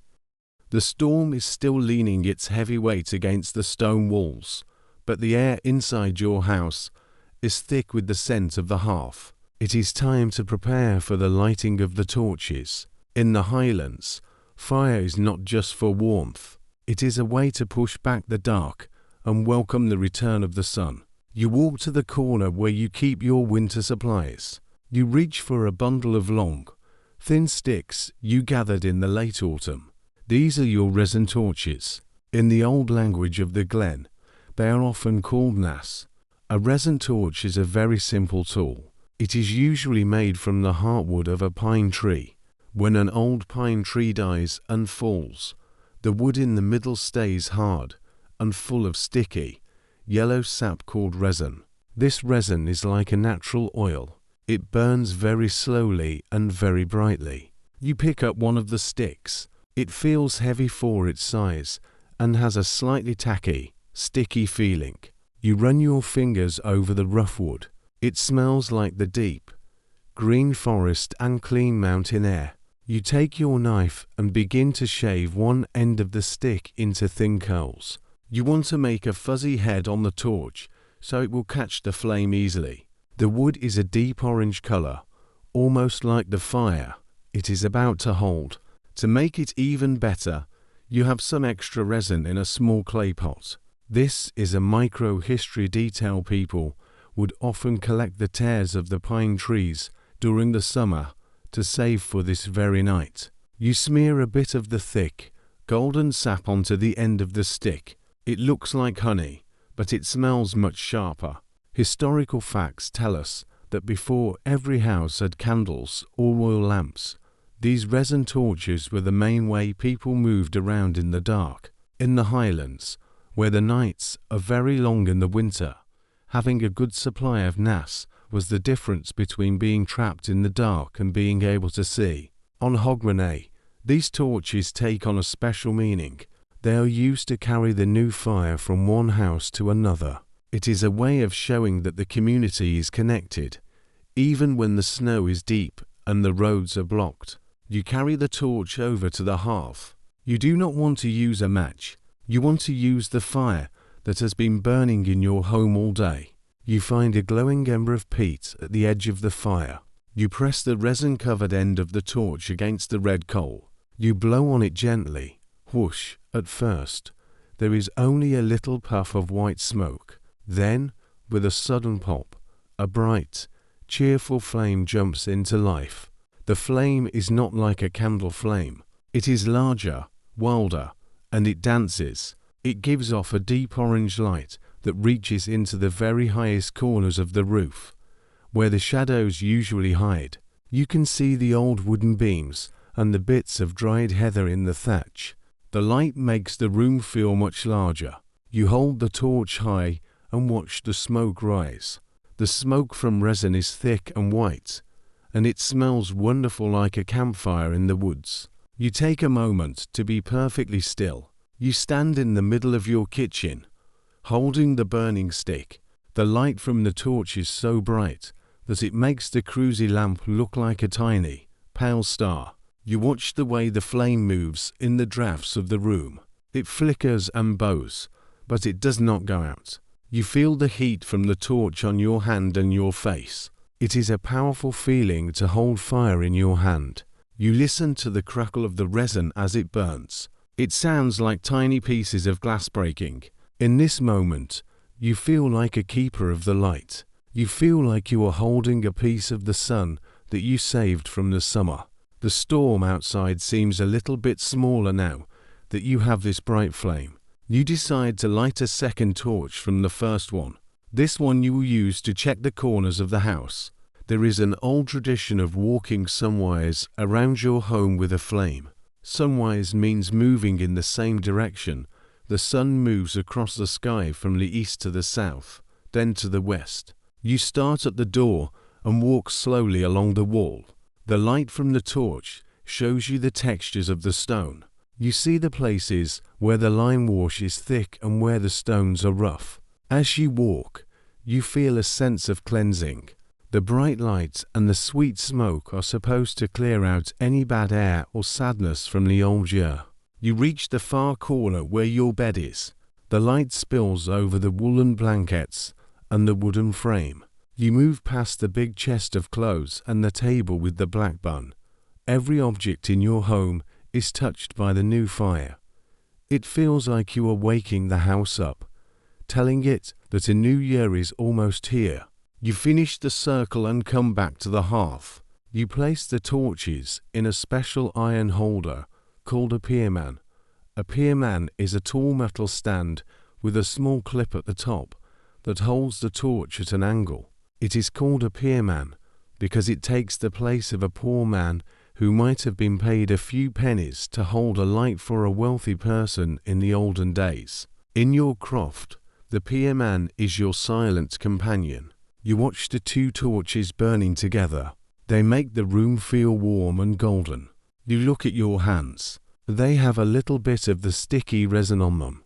You wipe them on a piece of cloth, but the scent stays on your skin. It is a clean, sharp smell that makes you feel alert. You feel ready for the next step.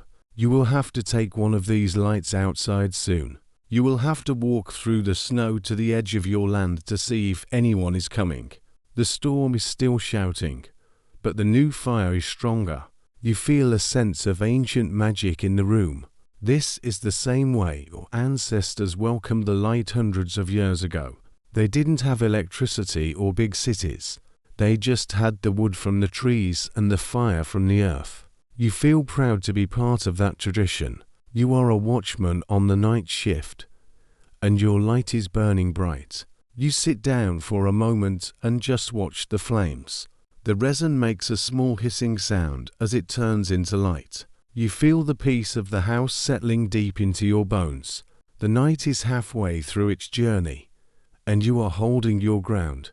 The new fire is the heart of your watch, and it is beating strong in the middle of the Highlands. You stand up from your wooden stool and take one of the burning resin torches from the pierman stand. The flame is strong and bright, licking at the air and casting a long, shaking shadow of your body against the whitewashed wall. You have a job to do. Even though the storm is at its peak, you must step out once more. You need to clear the path to the well and check the boundary of your garden.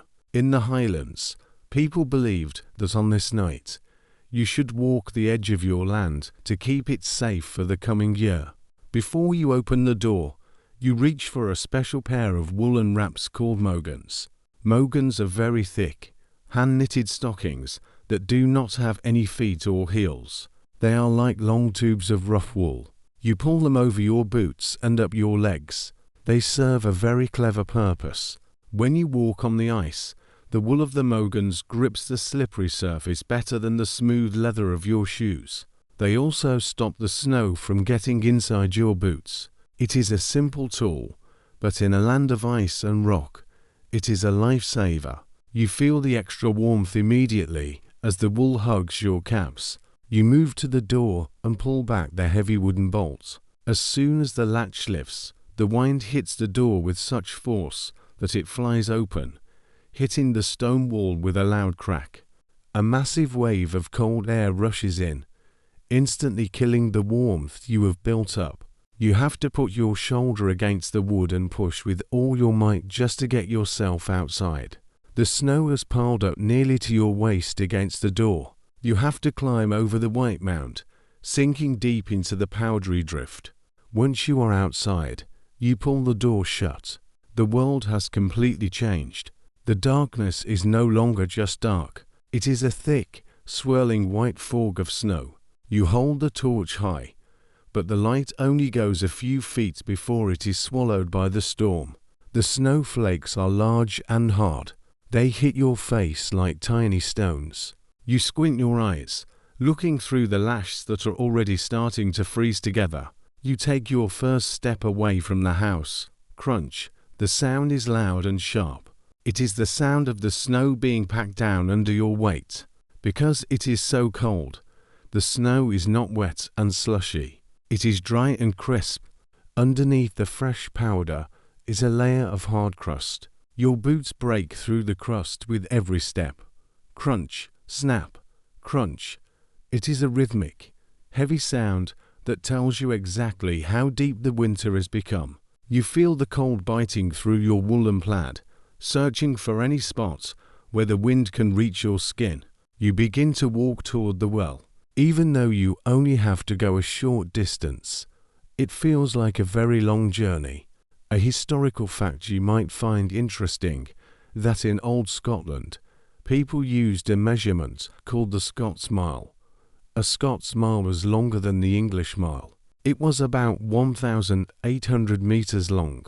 Highlanders used to say that a Scots mile was a mile and a bit, and that bit could be very long indeed when the weather was bad. Right now, the 50 steps to your well feel like a Scots mile.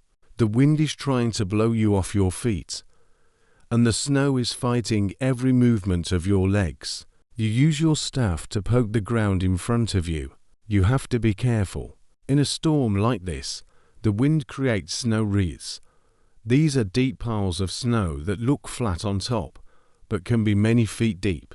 If you step into one, you could sink up to your chest. You move slowly, feeling for the solid earth. The torch in your hand is hissing as the snowflakes land on the hot resin. It smells like wet wood and fire.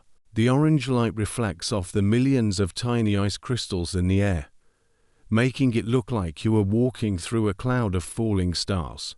You reach the spot where you think the well is. You have to dig with your hands and your staff to find the stone lid.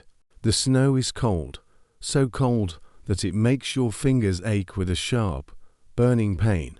But you keep digging. Finally, your staff hits something hard. Cling. You clear away the white blanket and find the grey stone of the well. You make sure the cover is on tight, so no snow can get inside to spoil the water. You feel a sense of duty. This water is the life of the house, and you are its protector. You turn your back to the wind for a minute to catch your breath. The world around you is perfectly, terrifyingly white. There are no trees to see, no mountains, and no stars. It is just you and your small circle of orange light. You stand perfectly still. The wind suddenly goes quiet for a few seconds, as if the storm is stopping to watch you. In that silence, you can hear nothing but the sound of your own heart beating in your ears. Thump, thump, thump, thump. You realize that you are the only thing moving in this entire valley. It is a moment of deep reflection. You feel the great power of nature, and you feel how small and fragile a human life is. But you also feel a strange kind of strength. You are standing where your father stood, and you are not falling. You are a part of the storm, and the storm is a part of you. The wind returns with a scream, shaking your torch. You begin the walk along the boundary wall. This is the wall that separates your small garden from the wild moor. You run your hand along the top of the stones. They are covered in a layer of ice that feels as smooth as glass. You are marking the bounds. By walking this line, you are telling the new year that this place belongs to you and your family. You are setting a circle of safety around your home. You look down at your feet. The mogans on your legs are doing their job. They are covered in a thick crust of snow, but they are keeping the ice away from your boots. You feel the weight of the snow on your plaid. It is getting heavier as you walk. You have to shake yourself every few minutes to knock the white powder off. You look back toward your house. The light in the window is just a tiny, blurry yellow smudge in the dark. It looks like it is miles away. You realize how dangerous the night shift can be. If your torch went out now, you would have a very hard time finding your way back. The snow hides the landmarks and the wind confuses your ears. But you have the fire. You watch the orange flame dancing against the white backdrop. It is a beautiful contrast, the hottest thing you know against the coldest thing you know. You finish your walk and head back toward the door.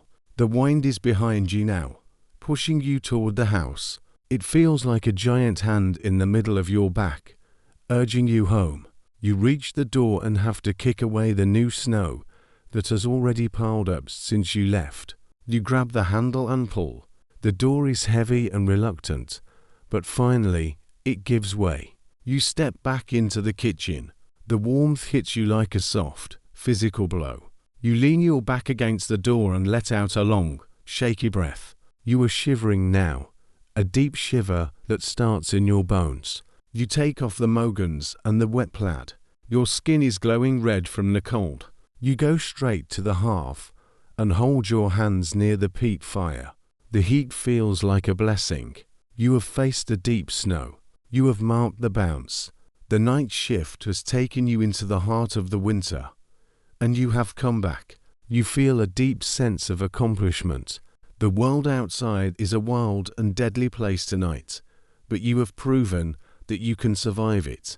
You look at your hands as they slowly start to warm up. They are the hands of a watchman. You are ready to sit by the fire and wait for the final hours of the year to pass. The snow can fall as much as it wants now. You have done your work, and your home is a fortress of warmth in a kingdom of white. You are back inside the safety of the stone walls, but your mind is still out there in the swirling white. You know that finding the way in the dark is the most important skill a Highlander can have. When the snow is so thick that you cannot see your own hand in front of your face, you cannot rely on your eyes. You must use the stars when they are visible, or the shape of the land when they are not. You walk to the table and set your cooling torch into the pierman. You look at a small, old map that has been passed down through your family. It is not made of paper, but of a piece of thin, dried sheepskin. The lines are drawn in dark ink, showing the paths that lead over the mountains and down to the sea. In the Highlands, we call these paths drove roads. These are the ancient tracks used by men to move their cattle and sheep to the big markets in the south. They are not paved like the roads in a town. They are just thin lines of dirt and stone that wind through the heather. A historical fact that is good to know is that these paths were often marked by cairns. A cairn is a pile of stones built by people over many years. Every time a traveller walked past, they would add one stone to the pile. In a storm, these cairns are like lighthouses. Even if the path is buried, the top of the stone pile usually stays above the snow, showing you the way home. You look at the small window again. For a brief second, the wind clears a hole in the clouds. You see a cluster of bright lights in the black sky. You recognize them immediately. It is the group of stars known as the Plough, or sometimes the Great Bear, in the Highlands. We often call it the 7 stars. You look for the 2 stars at the end of the bowl, and you follow them up to the North Star. This is your constant light.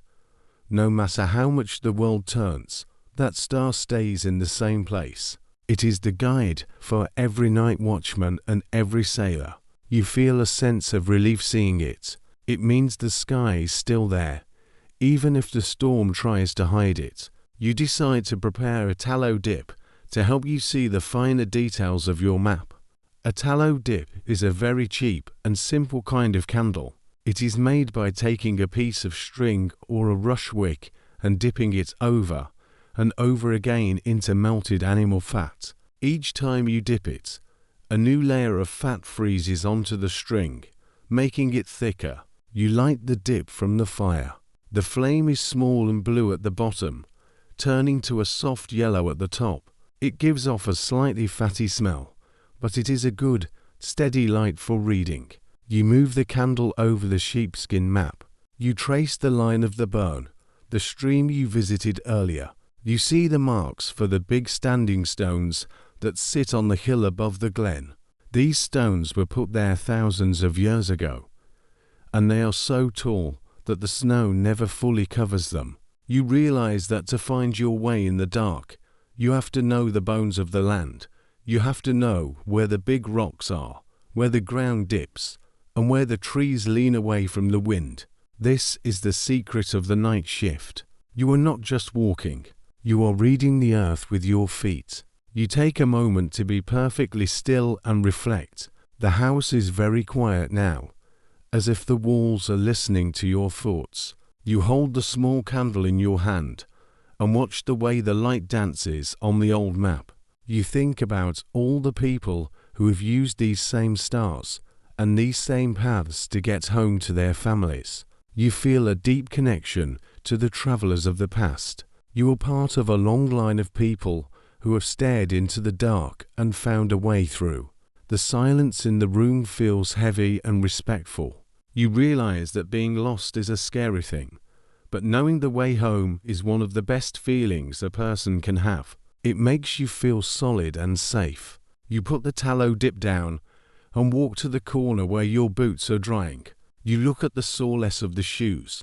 They are worn down in certain places, showing how you walk. You think about the distance you have covered tonight. Even though you have stayed close to the house, you have been on a journey. You have traveled through the cold and the dark, and you have kept your sense of direction. You think about the tall, dark stranger who might be trying to find their way to your door tonight. This is the tradition of the first foot. You hope they know the paths as well as you do. You hope they can see the cairns through the blowing snow. You imagine them out there, leaning against their staff, looking for the light in your window. You decide to move the cruisy lamp right up against the glass of the window. You want to make sure your light is as bright as it can be. You want it to be a star for someone who is lost. The wind gives a loud, mournful cry, as if it is frustrated that it cannot put out your fire. You feel a sense of mastery over the night. You have the map, you have the stars, and you have the knowledge of the land.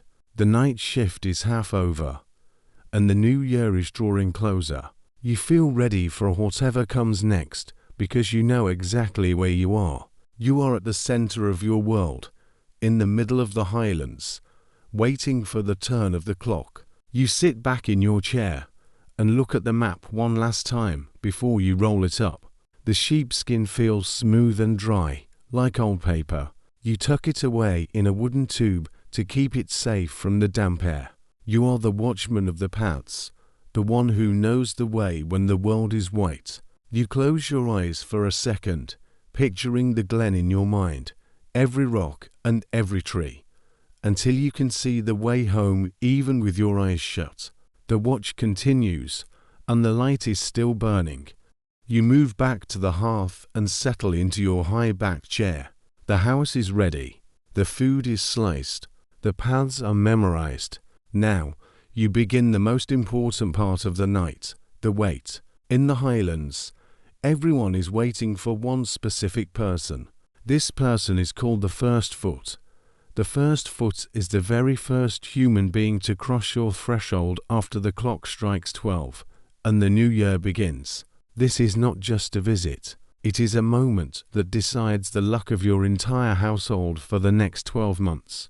A historical fact that has been true for centuries is that everyone wants their first foot to be a tall, dark stranger. In the old days, a fair-haired man arriving at the door was often a cause for worrying.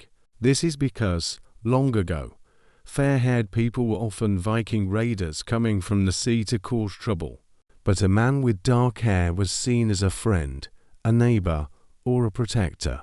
To be a lucky first foot, the man should be handsome, healthy, and most importantly, he must not come empty-handed. You look at the empty chair across from you and imagine who might appear out of the storm. Will it be young Angus from the farm across the burn? His hair is black as the peat and a laugh that can be heard over the wind. Or will it be a traveller you have never met, someone looking for shelter from the snow? In the Highlands, you never turn a person away on Hogmanay. To do so would be to turn away your own luck. You have the black bun ready, and you have the loving cup waiting to be filled. There is a specific micro-history detail about what the first foot must carry. To bring true luck, the visitor should bring 5 things: a piece of coal for the fire, a piece of bread for the table, a coin for wealth, a bit of greenery for long life, and a drink for good cheer. These items represent everything a family needs to survive. You look at your own small pile of coal near the hearth. You hope your visitor remembers his piece. It is a beautiful tradition, the idea that a stranger brings the very things that keep a house alive. You take a moment to be perfectly still and reflect. The room is filled with the rhythmic ticking of the snow against the window and the soft sigh of the fire. You sit in the deep shadows, watching the golden light dance on the ceiling. You think about the quiet power of a guest. A house is just a building of stone and wood until someone knocks on the door. You feel a sense of anticipation, a flutter of excitement in your chest. The storm makes the idea of a visitor seem even more special. You imagine the moment the door opens and the cold air rushes in, followed by a warm human voice saying, "A Happy New Year to you and yours." It is a moment of pure connection. You feel the weight of the silence, and you find it peaceful rather than lonely. You are waiting for the world to come to you. You decide to prepare the first footing gives yourself, just in case you are the one called to a neighbor's house later. You find a small piece of coal. It is shiny and black, like a piece of the night itself. You wrap it in a clean scrap of linen.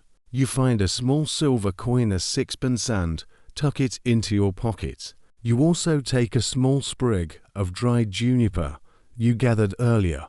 Juniper is an evergreen plant, which means it stays green even in the middle of winter. It represents life that does not die. You look at the door. It is still rattling, but you find yourself listening for a different sound. You are listening for a footstep on the stone path or a heavy knock on the wood. Even though the storm is fierce, you know the people of this glen are tough. They have walked through worse to wish their neighbors well. There is a great sense of community in the Highlands. On this night, no one is truly a stranger. If you walk through that door, you are a friend. You check the cruisy lamp one more time. You want the visitor to see the light from far away.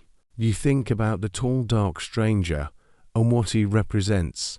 He is a symbol of the unknown future. By welcoming him with food and fire, you are saying that you are ready for whatever the new year brings. You are showing that your heart is open and your house is strong. The night is growing late.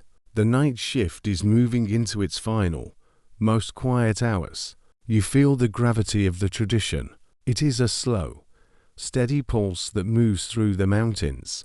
In every croft, in every small village, people are sitting just like you, watching the door and waiting for the knock. You feel connected to all of them.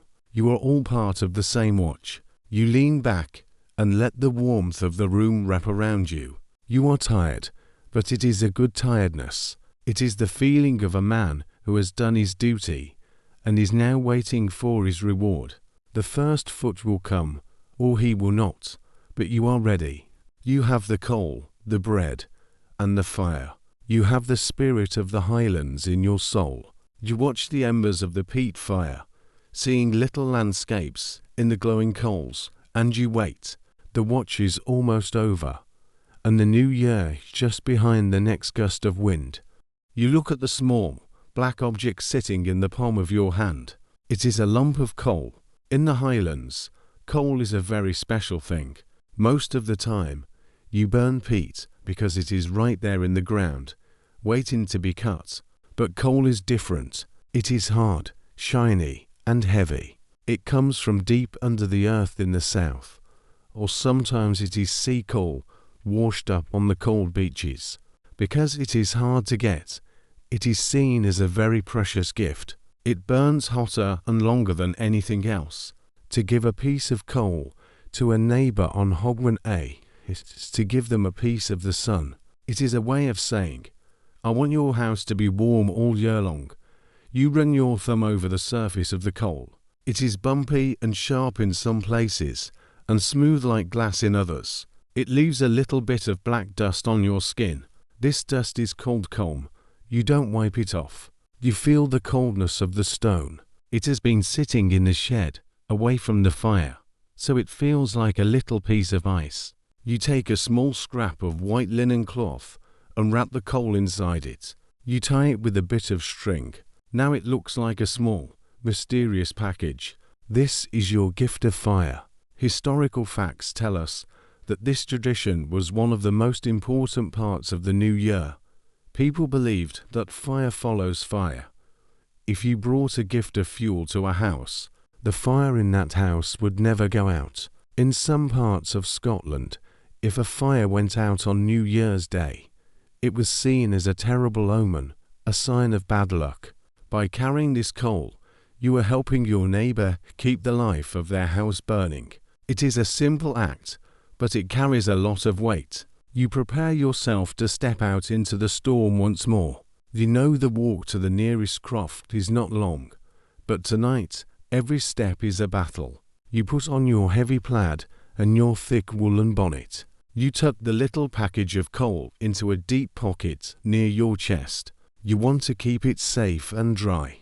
You pick up your wooden staff, your croman, and feel its familiar weight. You take a deep breath of the warm, smoky air of your kitchen, and then you pull back the bolts. The wind has changed its tune.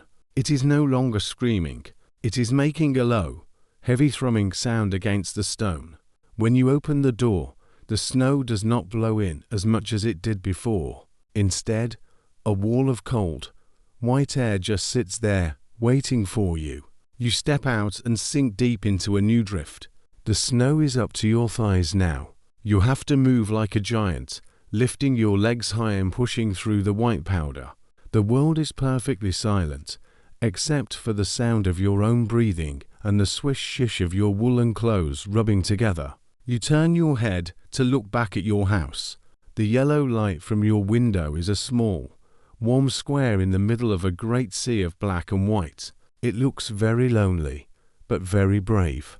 You turn back to the path. You are heading for the house of old Mary. She lives alone, and she will be waiting for her first foot. You want to be the one to bring her the luck. You move slowly, using your staff to feel for the frozen ground. The cold is very deep now. It is the kind of cold that makes the trees crack and the ice on the burn grow thick. But as you walk, you feel the small lump of coal against your ribs. Even though it is just a cold stone right now, the idea of it makes you feel warm. You think about how it will look when Mary puts it on her fire. It will glow with a bright, steady light, and it will give off a heat that can melt the frost on the windows. You feel like a messenger of the light. You reach the middle of the field between the two houses. You stop for a moment and stand perfectly still. The wind stops completely. For a few seconds, the world is as quiet as a grave. You can hear the tiny, soft sound of a single snowflake landing on your woolen sleeve. You look up. The clouds have closed up again, and the sky is a solid roof of velvet black. You feel the vastness of the highlands all around you. You are just a tiny person in a huge, frozen world, but you are not afraid. The silence feels like a friend. It is a moment of deep peace, where the past and the future don't matter. There is only the snow, the dark, and the small gift in your pocket. You feel very steady and very sure of your path. You take a long, slow breath, and the air is so clean it feels like it is washing your spirit. You start moving again. Your boots make a sharp crump sound in the snow. You can see the dark shape of Mary's croft ahead. It is a low building, almost hidden by the white drifts that have piled up against the walls. There is no light in her window. She's sitting in the dark, waiting for the first person to arrive. This is the custom. You must not have a bright light until the first foot arrives to bring the New Year's flame. You reach her door. It is a small door, made of dark, weathered wood. You take the little package of coal out of your pocket. You hold it in your hand for a second, feeling the shape of the stone through the cloth. You are about to change the luck of this house. You are about to end the old year for Mary and begin the new one. You feel a sense of excitement. It is a great honor to be the first person to cross a threshold on Hogmanay. You lift your hand and knock. Thump, thump, thump. The sound is dull because of the heavy wood and the snow, but it is loud enough. You wait. For a moment, nothing happens. Then, you hear the sound of a footstep on the stone floor inside. You hear the wooden bolt being lifted. The door opens just a crack, and you see the pale face of your neighbor. "A happy new year to you, Mary," you say. Your voice sounds strange and deep in the quiet night. "And to you," she whispers. You step inside. The air in her house is cool because her fire has been banked down, which means it is covered in ash to keep it small until the new year. You walk straight to her hearth. You do not say anything else yet. You untie the string and unwrap the coal. You place the black stone right in the center of her fireplace. You find a small ember and push it against the coal. Historical details tell us that once the coal is placed, the visitor is often given a small drink to celebrate. Mary reaches for a bottle of dark liquid and pours a tiny bit into a wooden cup. But the coal is the real hero. You watch as a tiny, blue flame licks the side of the black stone. Then, the coal begins to glow. It turns a deep, beautiful red. The heat starts to push back the chill of the room. You have done it. You have brought the fire. You sit with her for a few minutes in the glow of the new fire. You don't need many words. The coal is doing the talking for you. It says that the winter will not last forever. It says that the sun will come back. It says that friends will always look after each other. You look at your hands, which are a little bit black from the coal dust. You feel a deep sense of satisfaction. The night shift has many tasks, but this one carrying the fire is the most beautiful. You stand up to leave. You have to get back to your own watch, and Mary will be expecting other visitors soon. You step back out into the cold, but you don't feel the bite of the wind as much now. You feel a glow in your chest that has nothing to do with the fire. You have shared the best thing you had. You have kept the tradition alive. As you walk back through the deep snow, you look at the sky and think about all the other little fires being lit all across the glen. Each one is a promise. Each one is a victory over the dark. Your watch is going well, and the new year is starting with a bright, steady heat. The door to Mary's house closes behind you, and the world of warmth is gone once again. You are back in the kingdom of the air. The wind has grown stronger while you were inside. It is no longer just a noise or a push. It is a bitter, biting force. In the Highlands, we have many names for the wind. Tonight, it feels like the black wind. It does not carry the smell of rain or the softness of the sea. It carries only the deep, freezing bite of the high mountain ice. It feels as though the wind is trying to steal the heat right out of your skin. You stop for a moment just outside Mary's stone wall. You need to prepare yourself for the walk back to your own hearth. You reach up to your neck. You are wearing a long, heavy scarf made of thick, grey wool. In the old days, these were often called mufflers. This one was knitted by hand, and the stitches are tight and strong. You grab the ends of the scarf and pull them tight, wrapping the wool around your neck and over the bottom of your face. You tuck the ends deep into the folds of your heavy plaid. The wool feels rough against your chin, but it is a good roughness. It is the feeling of protection. You can feel the warmth of your own breath trapped inside the wool. Each time you breathe out, the warm air stays near your face for a second before the wind tries to whisk it away. You pull your woolen bonnet down even further until it almost meets the top of your scarf. Now, only a thin strip of your face is open to the night. Your eyes peer out like a bird from a nest. Historical facts tell us that Highland wool was some of the best in the world for this kind of weather. The sheep grew coats that were very thick to survive the mountain winters. A very interesting thing about this wool is that it contains a natural oil called lanolin. Because of this oil, a woolen scarf for plaid can hold a large amount of water, nearly 1/3 of its own weight, and still feel dry against your skin. This is why you are not shivering yet. The wool is doing the work that your skin cannot do. It is acting like a second, much thicker skin. You begin to walk.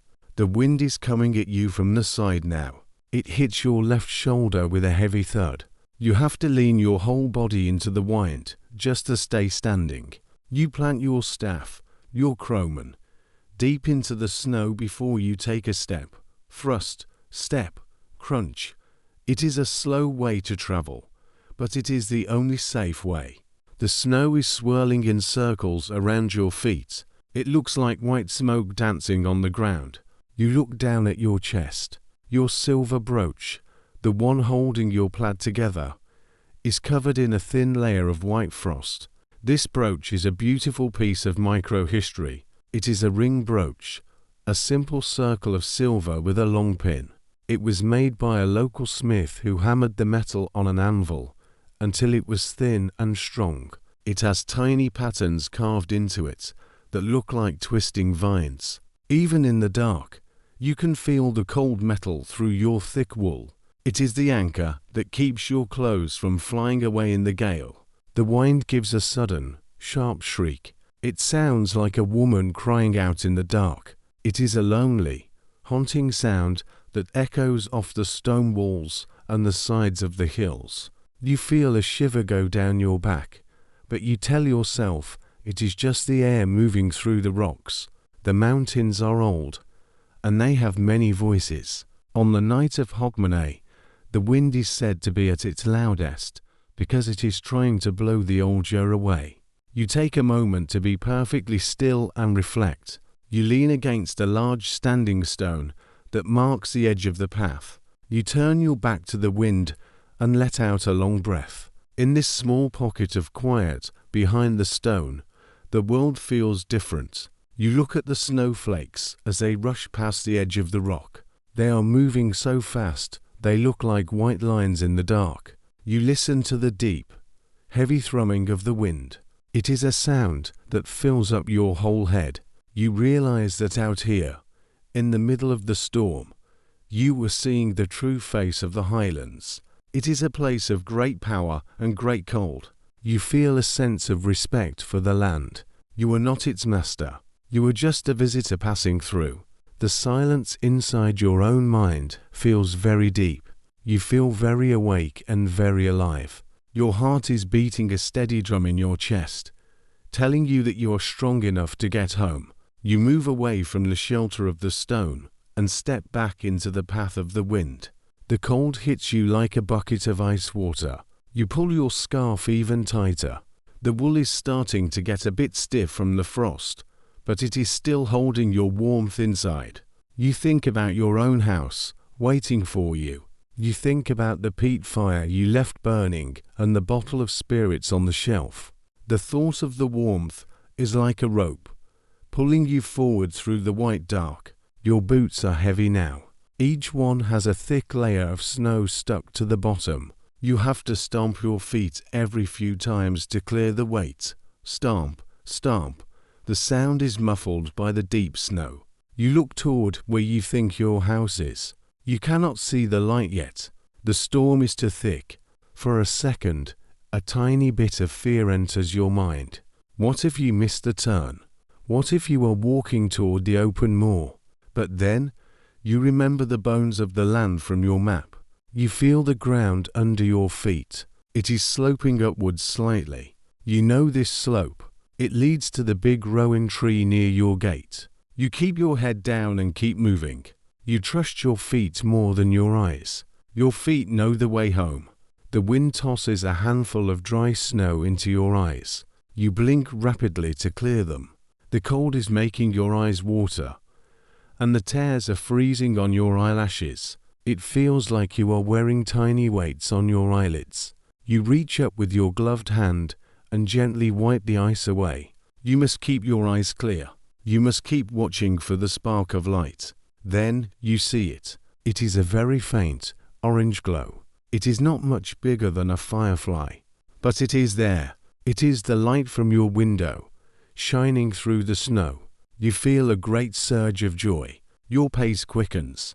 The snow doesn't feel as deep now. The wind doesn't feel as cold. You are almost there. You reach the gate. The wood is buried halfway up in a drift. You don't try to open it. You just step over the top of the bars, sinking deep into the powder on the other side. You walk the last few yards to your door. You reach out and touch the stone wall of your house. It feels solid and real. It feels like an old friend. You find the door handle and pull. You have to use all your strength to break the seal of the ice. The door gives a loud groan and opens. You stumble inside and quickly shut the door behind you. You drop the bolt. You are back. You lean your head against the wood of the door. You are gasping for air, and your body is shaking from the effort. You reach up and pull the scarf away from your face. The air in the room feels hot, almost too hot, after the freezing wind. You smell the peat and the oats and the old wood. You are safe.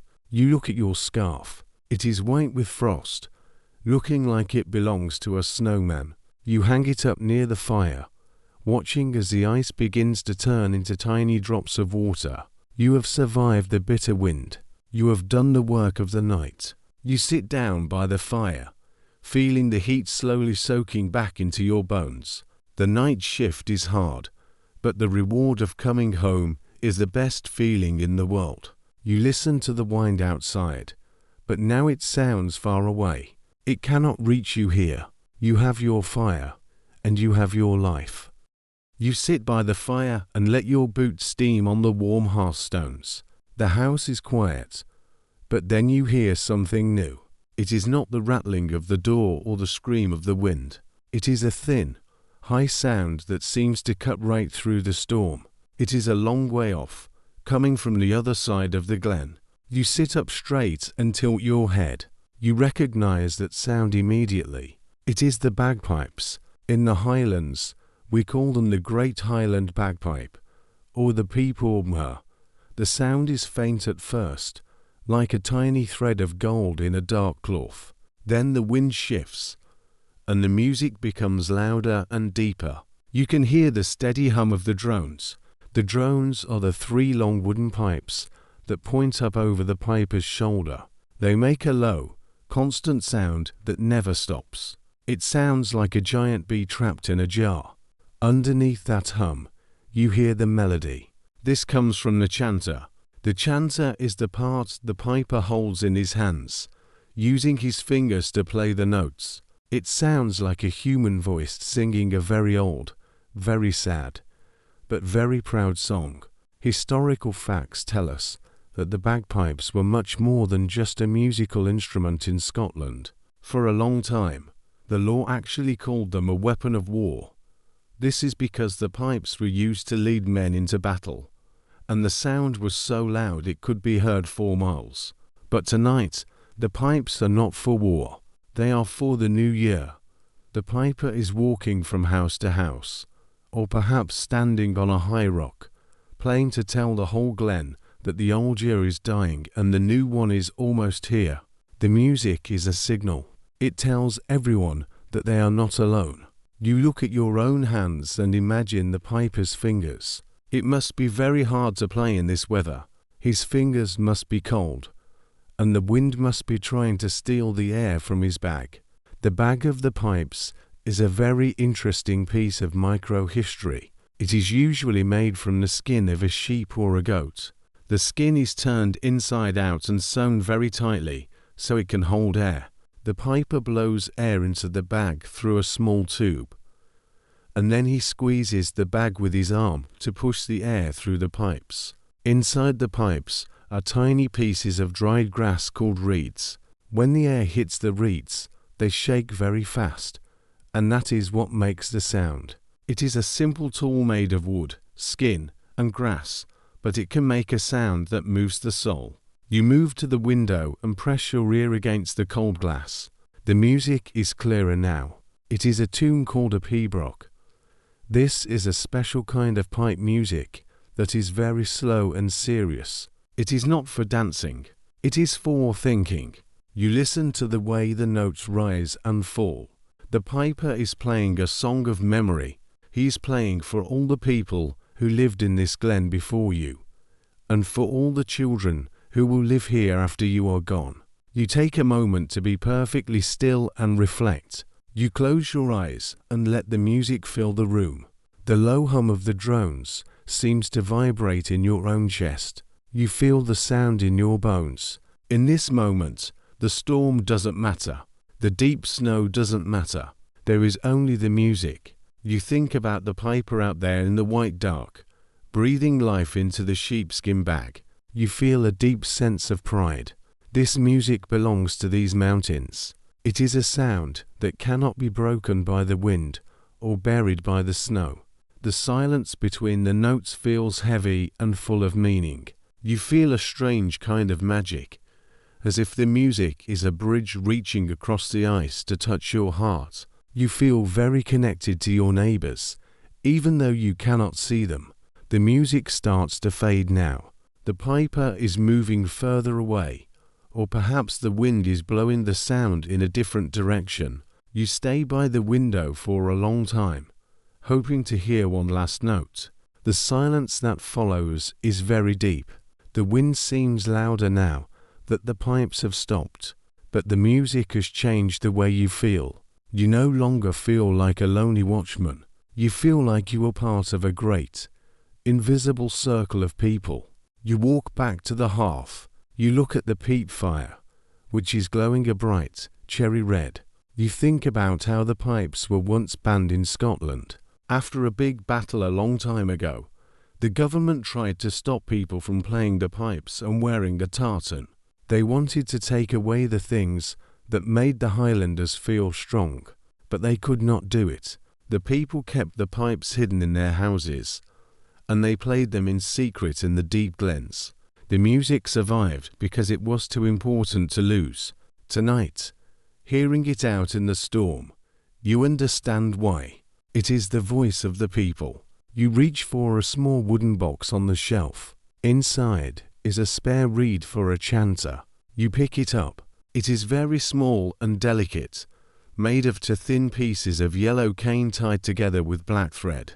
You hold it up to the light. It is amazing that such a tiny thing can make a sound that carries across a whole valley. It reminds you that even the smallest things can be strong if they are made well. The night shift is moving into its deepest hour. The music of the pipes has given you new energy. You feel a sense of duty to keep your own fire bright and your own heart warm. You listen to the distant, muffled roar of the sea, which you can just barely hear over the hills. The pipes have gone quiet, but the rhythm of the night continues. You are ready for the next tradition.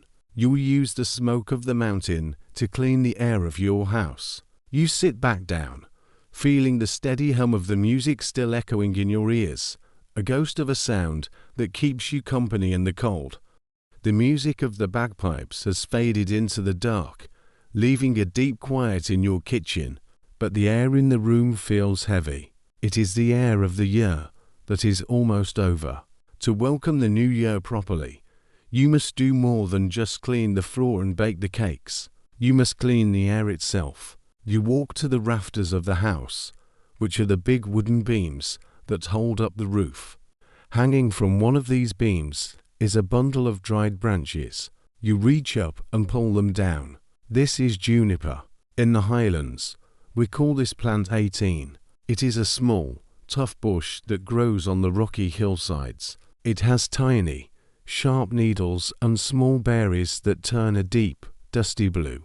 You gathered these branches back in the late summer when the sun was hot. You tied them together with a bit of brown string and hung them near the chimney so they would become bone dry.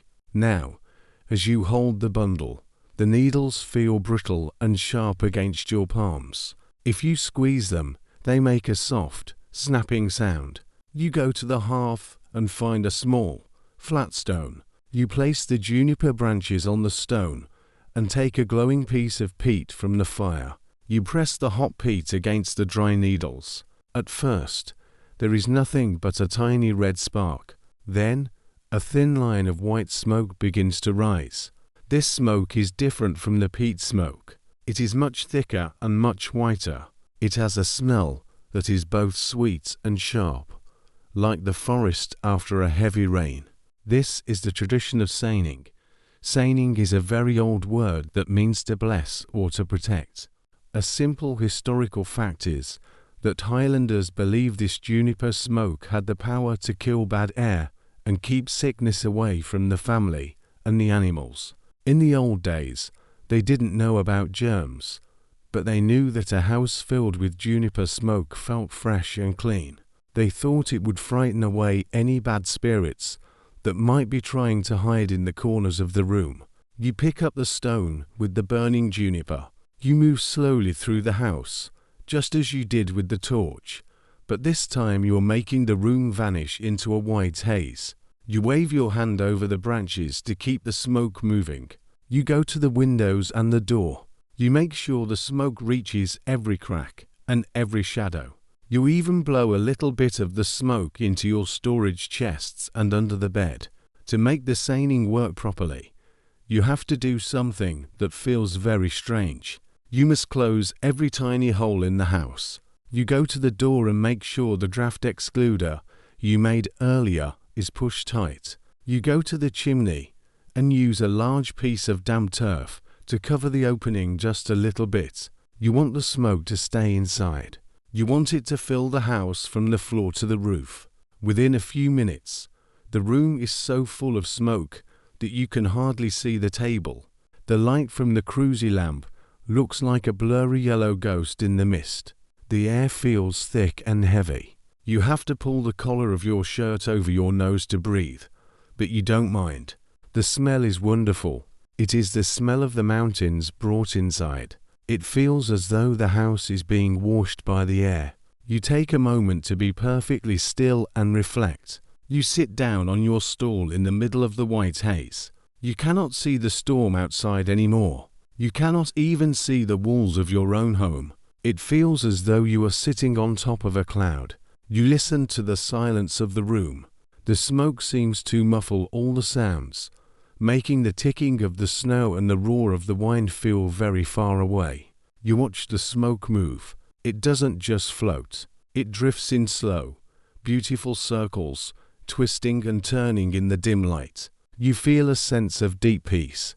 You feel as though you are being hidden from the world. In this quiet, white space, all the worries of the old year seem to melt away. You feel like you are being made new, just like the house. It is a moment of pure, calm reflection, where the only thing that exists is your breath and the sweet scent of the juniper. After a while, you know the seining is done. You move to the door and pull it open. The wind rushes in, and for a second, the white smoke and the white snow meet in the doorway. The wind catches the smoke and pulls it out into the night. You go to the chimney and move the turf so the air can flow again. The room clears quickly, leaving behind only the clean, woody scent on the furniture and your clothes. You look at the small blueberries that have fallen off the juniper branch onto the floor. This is a specific microhistory detail. These berries were often saved and crushed to be used as a medicine for a cough or a sore throat. You pick one up and roll it between your fingers. It is hard and smooth. You put it in a small wooden bowl on the shelf. Nothing from the mountain is ever wasted. The air in the house feels different now. It feels light and cold and very fresh. You feel like the house has taken a deep breath. The night shift has a way of making you see your home in a new way. First it was the fire, then the water, then the music, and now the smoke. Each thing has added a layer of protection and beauty to your watch. You walk to the table and look at your hands. They are a bit grey from the smoke, so you wash them in the first water from the stoop. The water is still freezing cold, and it feels like a sharp wake-up call after the warm haze of the juniper. You dry your hands on the linen cloth, feeling alert and ready. The night is very late now. The clock is moving toward the final hour. You look at the hearth, where the peat is still glowing under the ash. The juniper has done its work. The air is clean, the house is blessed, and the old year has no place left to hide. You feel a sense of strength. You are a watchman who has cleaned his post. You are ready to welcome the first light of the new year into a house that is as fresh as the snow on the peaks. You sit back down, breathing in the last lingering scent of the juniper, and you wait for the turn of the world. The night shift is almost at its end, but the most important moment is still to come. You listen to the wind, but you are not listening to its anger anymore. You are listening for the change in its voice that tells you the morning is near. You are steady, you are warm, and you are ready. The air in your croft is now as clean and sharp as a winter morning. Thanks to the sweet smoke of the juniper, the white haze has drifted away, leaving behind a scent that makes you feel awake and calm. You look at the heavy wooden table. It is almost time. The year is just a few minutes away from turning. You reach for a large copper pot sitting on the shelf. This pot is old and has many small dents from years of use, but it is clean and shines like a dull sun in the firelight. It is time to prepare the het pint. The het pint is a very old and famous Scottish drink for Hogmanay. Its name is simple. It just means hot pint.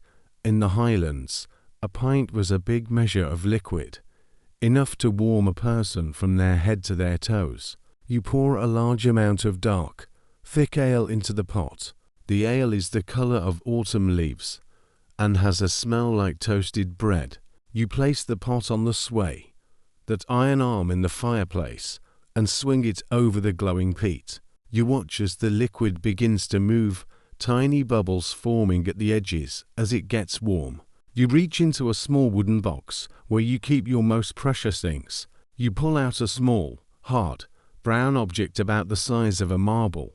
This is a nutmeg. Nutmeg is a micro-history detail that shows how far people would travel to bring flavor to the Highlands. This spice came from islands thousands of miles away, crossing many oceans to reach your kitchen. You take a small metal grater and begin to rub the nutmeg against it. Scritch, scritch, scritch. A fine, brown dust falls into the warming ale. The smell is instant. It is woody, spicy, and very warm. It smells like a celebration. A historical fact about the het pint is that it was not just for the people inside the house. On this night, groups of young men would carry these hot pots from house to house. They would walk through the snow, shouting a Happy New Year to anyone they met. They would offer a drink from their pot to every neighbor. It was a way of sharing the warmth of the fire with the whole village. Even in a storm, bad as the one outside, the promise of a het pint could bring people out of their beds and into the street. As the ale begins to steam, you add a spoonful of thick honey and a little bit of spirits whiskey or brandy to make it strong. You use your wooden spurtle to stir the mixture. You move the stick in a slow, steady circle. You can feel the heat of the steam on your face. It smells rich and heavy. You take the pot off the fire and pour the steaming liquid into your most beautiful bowl. This is the loving cup. The loving cup, or quaich, is a shallow bowl with two flat handles, one on each side. This shape is very important. To drink from it, you must use both hands. This means you cannot hold a weapon or a tool. It is a sign of peace and trust. When you give the cup to someone else, they take the handles you have just let go of. It is a physical way of saying that you are friends. You look at the steam rising from the dark liquid. It looks like a tiny, swirling cloud in the middle of the room. Suddenly, there is a knock at the door. It is not the rattling of the wind. It is a steady, human beat. Knock, knock, knock.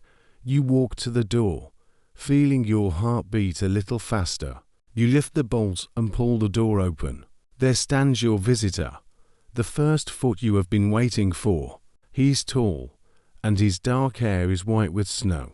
He looks like a ghost of the winter, but his eyes are bright and kind. He steps inside, bringing a rush of cold air and the smell of the wild night. He hands you a piece of coal and a piece of bread, just as the tradition says. You thank him and lead him to the fire. You pick up the loving cup. It is heavy and the wood feels warm and smooth. You take a small sip first to show that the drink is good. The liquid is hot and spicy, tasting of the nutmeg and the honey. It feels like a warm fire moving down your throat. Then, you turn to your guest and hold out the cup. You take a moment to be perfectly still and reflect. The room is silent. Your guest reaches out and takes the two handles of the cup from your hands. For a second, you are both holding the bowl together. You can feel the warmth of the cup passing from the wood into your skin and then into his. You look at each other across the steam. In this quiet moment, the storm outside doesn't exist. There is no cold, no dark, and no wind. There is only the shared heat of the bowl and the bond between two people. You feel a deep sense of peace. You realize that this is what the night shift is truly about. It is not about the work or the tasks. It is about these small moments of human kindness. The silence is thick and heavy, like a warm blanket, and it makes you feel safe and loved. You feel the weight of all the years this has happened before, and it makes you feel like you belong to something very big and very old. Your guest takes a long drink from the cup and lets out a sigh of happiness. That is the finest het pint in the glen, he says. You smile and take the cup back. You sit together by the fire, passing the bowl back and forth. Each time you take a sip, you feel more relaxed. The muscles in your shoulders, which were tight from the cold, start to loosen. Your feet, which were tired from the snow, start to feel light again. You look at the way the firelight reflects in the liquid in the bowl. It looks like there are tiny orange stars dancing in the dark ale. You listen to the sound of the guest's voice as he tells you about his walk through the snow. He tells you about the drifts that are as high as a man's head and the way the wind is howling over the ridges. It makes you glad to be inside. It makes the fire feel even warmer. Sharing a drink from the loving cup is the heart of Hogmanay. It turns a stranger into a friend and a neighbor into a brother. It is the moment when the night shift becomes a party. You look around your clean, smoke-scented kitchen. You see the oatcakes and the black bun waiting on the table. You see the lucky water in the bucket and the fire glowing in the hearth. Everything is exactly as it should be. You have done your duty as the watchman, and now you can enjoy the reward. The guest leans back in his chair, his face red and happy from the heat. You feel a sense of pride. You have kept the watch, you have faced the storm, and you have welcomed the new year with an open heart. The cup is nearly empty now, but your heart is full. You listen to the wind, but it sounds like it is cheering for you now. The worst of the night is over, and the best of the morning is yet to come.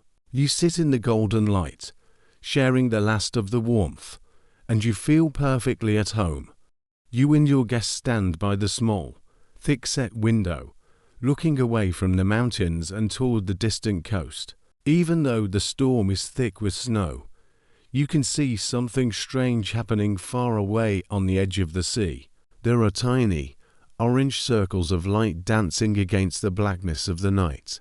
It looks like a group of stars has fallen to the earth and started to spin. Your guest points a finger at the window. "Look," he says softly. "The fireball swingers are out in Stonehaven." Stonehaven is a small town on the coast, built right on the edge of the cold North Sea. While you have been cleaning your house and baking your cakes here in the glen, the people there have been preparing for a very different kind of night. A historical fact you should know is that the fireball ceremony is one of the oldest and wildest ways to welcome the new year in all of Scotland. It is said that the fire is a way to burn away the ill luck of the past 12 months. The people believe that the bright, hot flames will scare off any bad spirits that have been hiding in the town, leaving it clean and ready for the first day of January. You imagine the men standing on the high street, which is the main road of the town. The wind from the ocean is much stronger there than it is in your valley. It smells of salt, seaweed, and wet sand. The waves are crashing against the stone harbour walls, sending sprays of freezing water high into the air. But in the middle of this cold, wet world, there is a great heat. Each man is holding a long rope or a chain, and at the end of that chain is a fireball. Let's look at the micro-history of this fireball. It is not just a bunch of sticks, it is a very clever tool. First, a man takes a piece of strong wire and bends it into the shape of a large basket, about the size of a pumpkin. He fills this basket with things that burn very slowly, old bits of cloth, dry wood, and lumps of coal. Then he pours on a little bit of paraffin, which is a clear oil that catches fire easily. He ties the basket to a long wire handle called a stop. As the clock strikes midnight, the men light these baskets until they are roaring with orange flames. You watch the distant lights from your quiet window. Each circle of light is a man swinging his fireball around his head in a great, vertical loop. Whoosh, whoosh, whoosh. You can almost hear the sound of the fire cutting through the wind. The fireballs are so hot they turn the air around them into a shimmering haze. As the men walk toward the sea, they keep the fire moving.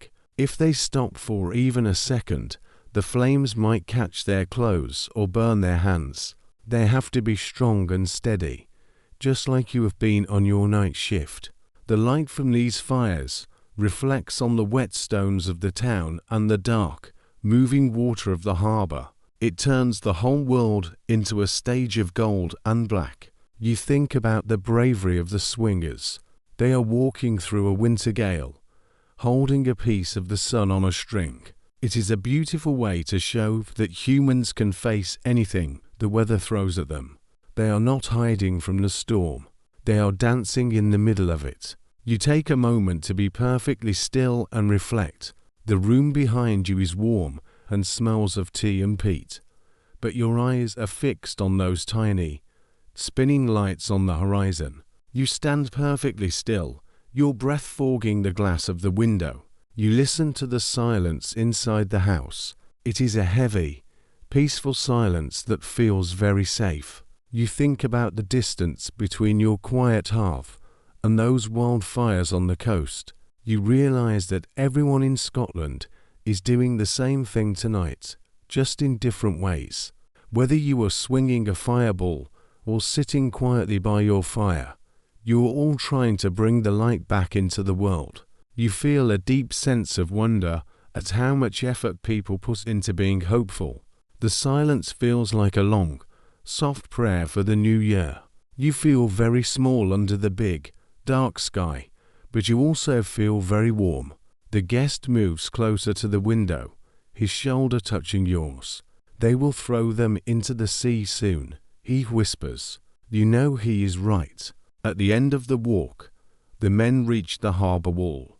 With one last, giant swing, they let go of the chains. The fireballs fly through the air like falling stars and land in the black water with a loud hiss. The fire goes out instantly, leaving only a cloud of white steam that disappears into the dark. The bad luck of the old year drowned in the ocean, and the town is left in peace. You move away from the window and go back to the fire. You pick up a small piece of wood and toss it onto the peat. You watch as the edges of the wood turn black and then begin to glow. You are not swinging a fireball, but your fire is just as important. It is the heart of your home. It is the thing that makes this house different from a cave. You think about the night shift of the fire swingers. They have a very physical job, using their muscles and their courage to face the wind. Your job has been different, a job of waiting and preparing, but it takes the same kind of heart. The thought of the fireballs makes you feel more energetic. It reminds you that the new year is not just a quiet change of the calendar. It is a celebration. It is a victory over the winter. You look at your guest, whose face is glowing in the firelight. He's smiling, perhaps thinking of the fireballs he has seen in the past. You feel a deep connection to the people on the coast. Even though you are separated by miles of snow and mountains, you are all watching the same clock and feeling the same hope. Historical records tell us that these fire ceremonies happen all over the north of Britain. Some people burn old boats, and some carry burning barrels of tar on their heads. It is an ancient human need to use fire to mark the end of the dark times. As you sit back down in your chair, you feel the heat of the room settling over you like a warm cloak. The night shift is moving into its final chapters. The fireballs have been thrown into the sea, the het pint has been shared, and the house is clean. You feel ready for the morning. You listen to the wind, which is still huffing and puffing outside. It sounds like it is getting tired. The snow is still falling, but the air feels a little bit lighter. You have seen the lights of the coast, and they have reminded you that you are part of a big, brave country. You reach out and touch the warm stone of the hearth, feeling the steady pulse of the fire. You are the watchman, and your watch has been illuminated by the fires of the coast. You are peaceful, you are ready, and you are home.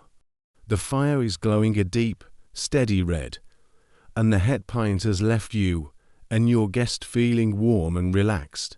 The house is very quiet now, as if the thick stone walls are leaning in to listen to what you have to say. On this night of Hogmanay, when the old year is fading away like smoke in the wind, it is time for stories. In the Highlands, we do not just read books to learn about our past. We tell stories out loud. We have done this for hundreds of years, passing the history of our people from one person to another by the heat of the hearth. Your guest leans back in his chair, his eyes fixed on the moving shadows on the wall. You reach for a small, smooth piece of wood sitting on the mantelpiece. This is a tally stick. It is a small, thin branch of rowan wood with tiny notches carved into the side. This is a micro-history detail that many people forget.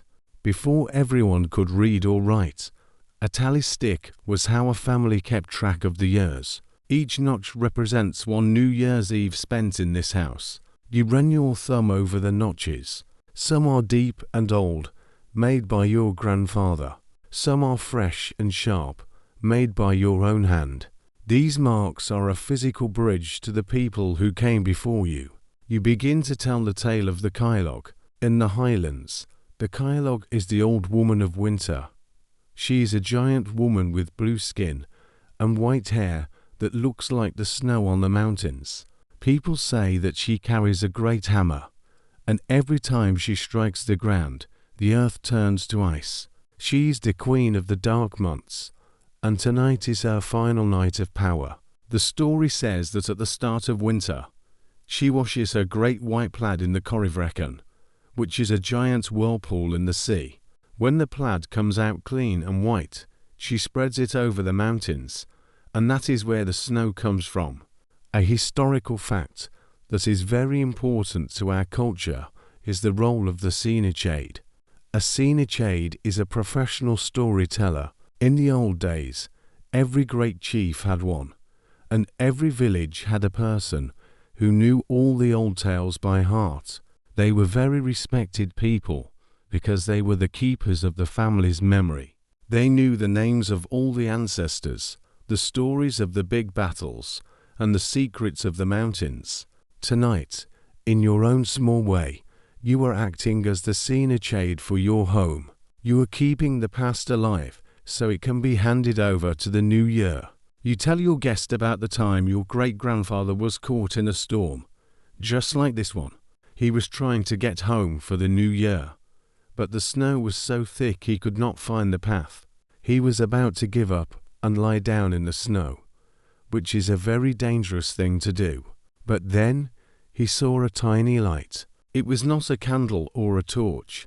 It was the light of the hearth, a glow that people say appears to show a lost traveler the way to a friendly house.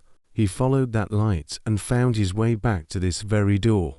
Stories like this remind you that the night shift is a task shared by every generation. You are never truly alone when you are surrounded by the tales of your family. The fire pops, and a small blue flame dances on top of a fresh piece of peat. You stop talking and just watch the fire. You take a moment to be perfectly still and reflect. The room is very peaceful. The only sound is the low, steady breathing of your guest and the occasional crackle of the fire. You look at the shadows on the walls. They look like the shapes of people who once knew your grandmother at her spinning wheel, your father sharpening his knife. You feel as though the house is full of spirits, but they are not scary spirits. They are the memories of the people who loved this place before you. You think about how many times this same story has been told in this same spot. The silence feels very rich and full of meaning. It is as if the air itself is holding on to the words you have spoken. You feel a deep sense of belonging. You realize that you are just one small part of a very long and beautiful story that is still being written. The cold wind outside seems to be a part of the story too, a reminder that the world is big and wild, but your home is a place where history is safe. You put the tally stick back on the mantelpiece. You feel a sense of completion. Telling these stories is a way of saying goodbye to the old year. You are taking the lessons of the past and getting ready to use them in the months ahead. Your guest nods slowly, his face calm and thoughtful. The old tales are the best tales, he says. You agree. They are the things that keep our hearts warm when the world is frozen. You look at your hands in the firelight. They are the same hands as the people in your stories. You have the same strength and the same hope. The night shift of the watchman is a job of the body, but telling the stories is the job of the soul. You have done both tonight. You have kept the fire burning, and you have kept the memory burning. The wind gives a long, low whistle through the chimney, but it sounds more like a sigh now. The storm is still there, but the stories have made the house feel even stronger. You feel like the walls are made of more than just stone. They are made of all the words and songs that have been shared inside them. You sit together in the golden light, feeling the weight of the years and the lightness of the new year that is coming. You are the watchman, the storyteller, and the keeper of the flame. Your watch is peaceful, and the night is full of the voices of the past, guiding you toward the morning. The stories have been told, and the echoes of the old tales seem to settle into the very cracks of the stone walls. You look at the tall, wooden clock standing in the corner. Its face is painted with a small moon and stars, and its heavy brass pendulum swings back and forth with a slow, steady tick-tock. In the Highlands, we call this the wag at the wall if it hangs without a case, but yours is a grand long case clock, a proud piece of furniture that has marked the time for 3 generations. The minute hand is moving closer and closer to the top. It is almost midnight. This is the most sacred part of the night shift. the quiet moment before the year turns. In these final minutes, a very old custom begins. You and your guests stop talking. You do not move. You do not even stir the fire. This is a moment of total stillness. A historical fact about this time, that many Highlanders believed the veil, or the curtain between this world and the next, was thinnest at the stroke of midnight. They thought that for one tiny second, the old year and the new year touched hands. To respect this change, you must give the world your silence. It is a way of showing that you are ready to listen to what the future has to say. You look at the hearth. The peat has burned down to a beautiful, soft grey pile of ash, but underneath, you can see the deep orange heart of the fire. You reach for a small iron tool called a grape. A grape is like a small fork used for moving embers. You use it to gently push the glowing coals together. This is a micro-history detail of the hearth. By gathering the coals, you are happing the fire. To hop a fire means to cover the live coals with a layer of ash, so they stay warm and alive until the morning without burning away too fast. You are protecting the heat, so that the first fire of the new year comes from the very last fire of the old one. You take a moment to be perfectly still and reflect. The room is so quiet that you can hear the tiny, metallic ping of the clock's gears as they prepare to strike. You sit with your hands resting on your knees, your eyes closed. You listen to the storm outside. The wind seems to have dropped its voice to a whisper, as if the sky itself is waiting for the clock to strike. You feel the weight of your own life, all the days of the year that is passing, the hard work in the fields, the cold mornings, and the warm summer evenings. You let all those memories settle, like dust falling in a sunbeam. You feel a deep sense of calm, a stillness that goes right down to your bones. You are not worried about what is coming, and you are not holding on to what is gone. You are just here, in the middle of the dark, breathing in the scent of the clean juniper and the warm peat. It is a moment of pure being, where the watchman and the watch are the same thing.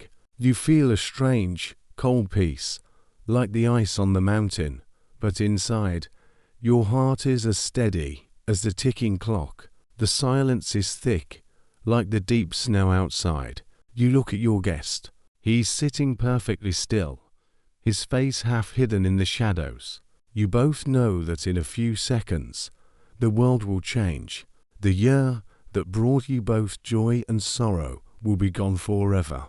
You feel a sense of respect for the time that has passed. It was a hard year, but it was an honest one. You survived the storms, you gathered the harvest, and you kept the fire burning. You are still standing. The clock gives a small, mechanical groan. Then, the first strike of the bell rings out. Bong. The sound is deep and clear, vibrating through the wooden case and into the floorboards. You feel it in the soreness of your feet. Bong, bong. With every strike, you feel the old years slipping away. You imagine the wind catching the last seconds and blowing them over the high ridges of the mountains, back into the past where they belong. As the 12th bell rings, you stand up. The silence is broken, but the peace remains. You walk to the door and pull back the bolt. You push the heavy wood open, just a few inches. A rush of freezing, fresh air enters the room. This is the letting in the new. You are letting the old year out into the dark and inviting the new year to come in and sit by your fire. The air smells of snow and stars and the great, wide world. It feels like a cold cloth being wiped across your face, waking you up for the first day of January. You close the door and drop the bolt. The night shift of the old year is officially over, but your watch is not quite finished. You must now make the first toast and look toward the dawn. You feel a surge of new energy, a lightness in your chest that wasn't there before. The transition is complete. You have moved from one world to another, guided by the ticking of the clock and the stillness of your own heart. You look at the happed fire. A tiny spark of orange peeks out from under the grey ash, showing you that the life of the house is safe. You have kept the watch through the darkest hour, and now you are the first person to stand in the new year. You feel proud and ready. The morning will bring the sun, and with it, the start of a whole new story. You sit back down, but you don't feel tired anymore. You feel like the watchman of a new world, and the light is already beginning to grow in your soul. The clock has finished its 12 long strikes, and the air in the room feels different now. The heavy weight of the old year has lifted, replaced by a strange, fresh energy. You and your guests stand by the hearth, the center of your world. It is time for the first toast of the new year. You reach for a small, dark bottle that you have been saving for this exact moment. It is a bottle of Wischtbeather, which is the old name for a whiskey. In our language, it means the water of life. You pour a small amount into 2 wooden quaches. The liquid is the color of golden sunlight trapped in a glass. You raise your cup, and your guest raises his. In the Highlands, we do not just say cheers, we say Slaintpaf, pronounced Slangevier. This is a historical fact that means good health to the person you are drinking with. It is a wish for their body to be strong and their heart to be light in the months ahead. You touch the wooden rims of your cups together. Clack, the sound is solid and honest. You take a sip. The whiskey is strong and warm, tasting of the peat smoke and the mountain water. It feels like a small fire spreading through your chest, reaching all the way down to your cold toes. You look at the bottle on the table. It has a small, hand-drawn label on it. This is a micro-history detail. Many families in the glen made their own spirits in small, hidden pots called stills. They would hide these stills in the deep heather or behind waterfalls to keep them away from the government men who wanted to tax the drink. This whiskey tastes like the land itself. It is sharp like the winter wind, but sweet like the summer grass. It is a drink of survival. You move back to the window. The storm is finally starting to change. The heavy, angry roar has turned into a soft, steady hum. The snow is no longer hitting the glass like gravel. It is drifting down in large, slow flakes that look like white moths in the dark. You can see the very first hint of light in the east. It is not the sun yet, but a thin line of pale grey that separates the black mountains from the black sky. The black wind has blown itself out, and the morning is coming to claim the glen. You take a moment to be perfectly still and reflect. The room is very quiet, but it is a happy kind of quiet. You stand with your cup in your hand, watching the grey light grow. You think about the night you have just spent. You have cleaned your house, gathered your fuel, faced the bitter wind, and shared your bread. You have done the work of the night shift with honor. You feel a deep sense of peace, a feeling that you have earned the right to stand in this new morning. The silence feels like a reward. You realize that no matter how big the storm is, it always ends. No matter how long the night is, the sun always rises. You feel very strong and very steady. It is a moment of deep, quiet pride. You have kept the watch, and you have won. You turn back to your guest. His face looks tired, but very calm in the new, pale light. You offer him a piece of the oat cake you baked earlier. To the new morning, you say. He takes the cake and nods. To the new morning, and to the strength to meet it. You eat the crunchy, nutty oats together. They taste better now than they did last night. They taste like victory. You think about the year ahead. There will be lambs to be born in the spring, peat to be cut in the summer, and harvests to be gathered in the autumn. There will be more storms, of course, but you are not afraid of them. You have shown tonight that you know how to prepare. You know how to keep the fire bright and the door bolted. You have the traditions of your fathers to guide you, and the water of life to keep your spirits high. The grey light in the window is turning to a soft, pearly blue. You can start to see the shapes of the rocks and the trees again. The world is coming back into view, but it looks different. It is covered in a thick, perfect blanket of white snow that has no footprints yet. It is a clean page, waiting for you to write your story on it. You feel a sense of excitement, like a child waking up on a holiday. The year is yours to shape. You sit back down in your chair for one last moment of rest. The night shift is moving toward its very end. You have shared your toast and welcomed the light. You feel a deep sense of satisfaction in your soul. You are a watchman who has seen his people through the dark. You look at the happed fire, which is still glowing steadily, ready to cook your breakfast. You have done well. The new morning is here, and it is beautiful. You stand at the threshold of your home, leaning against the cold stone of the doorframe. The guest is resting by the fire, but you have stepped out one last time to see the world before the sun fully arrives. The storm has finally moved on. The heavy clouds that looked like grey wool have been blown away by the wind, leaving the sky wide and open.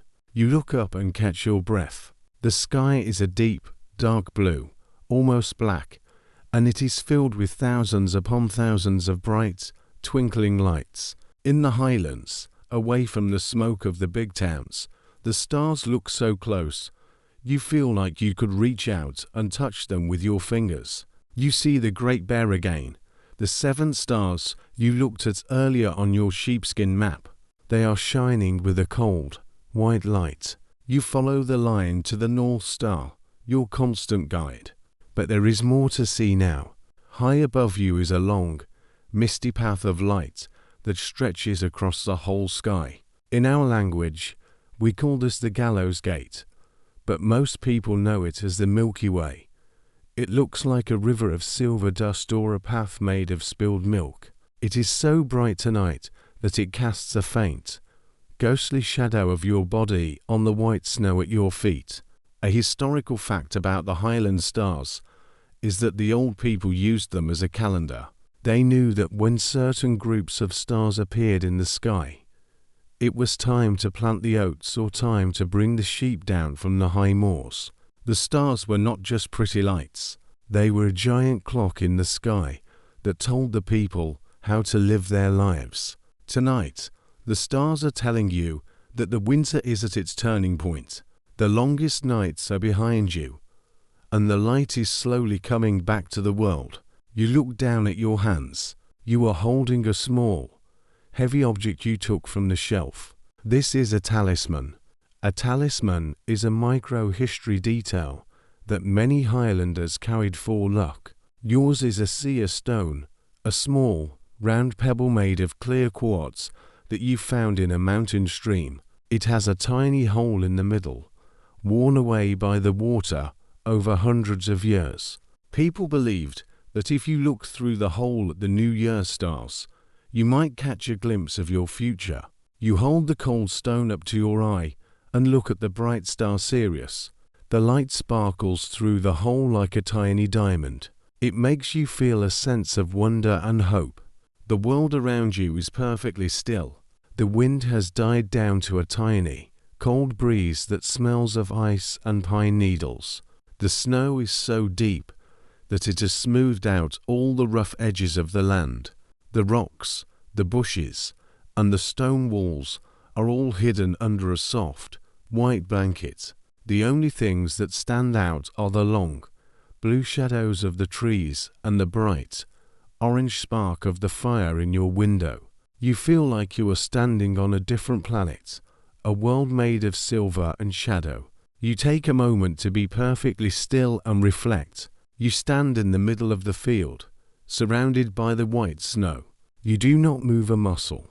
You listen to the silence. It is not an empty silence. It is a full, heavy silence that feels like it has a weight of its own.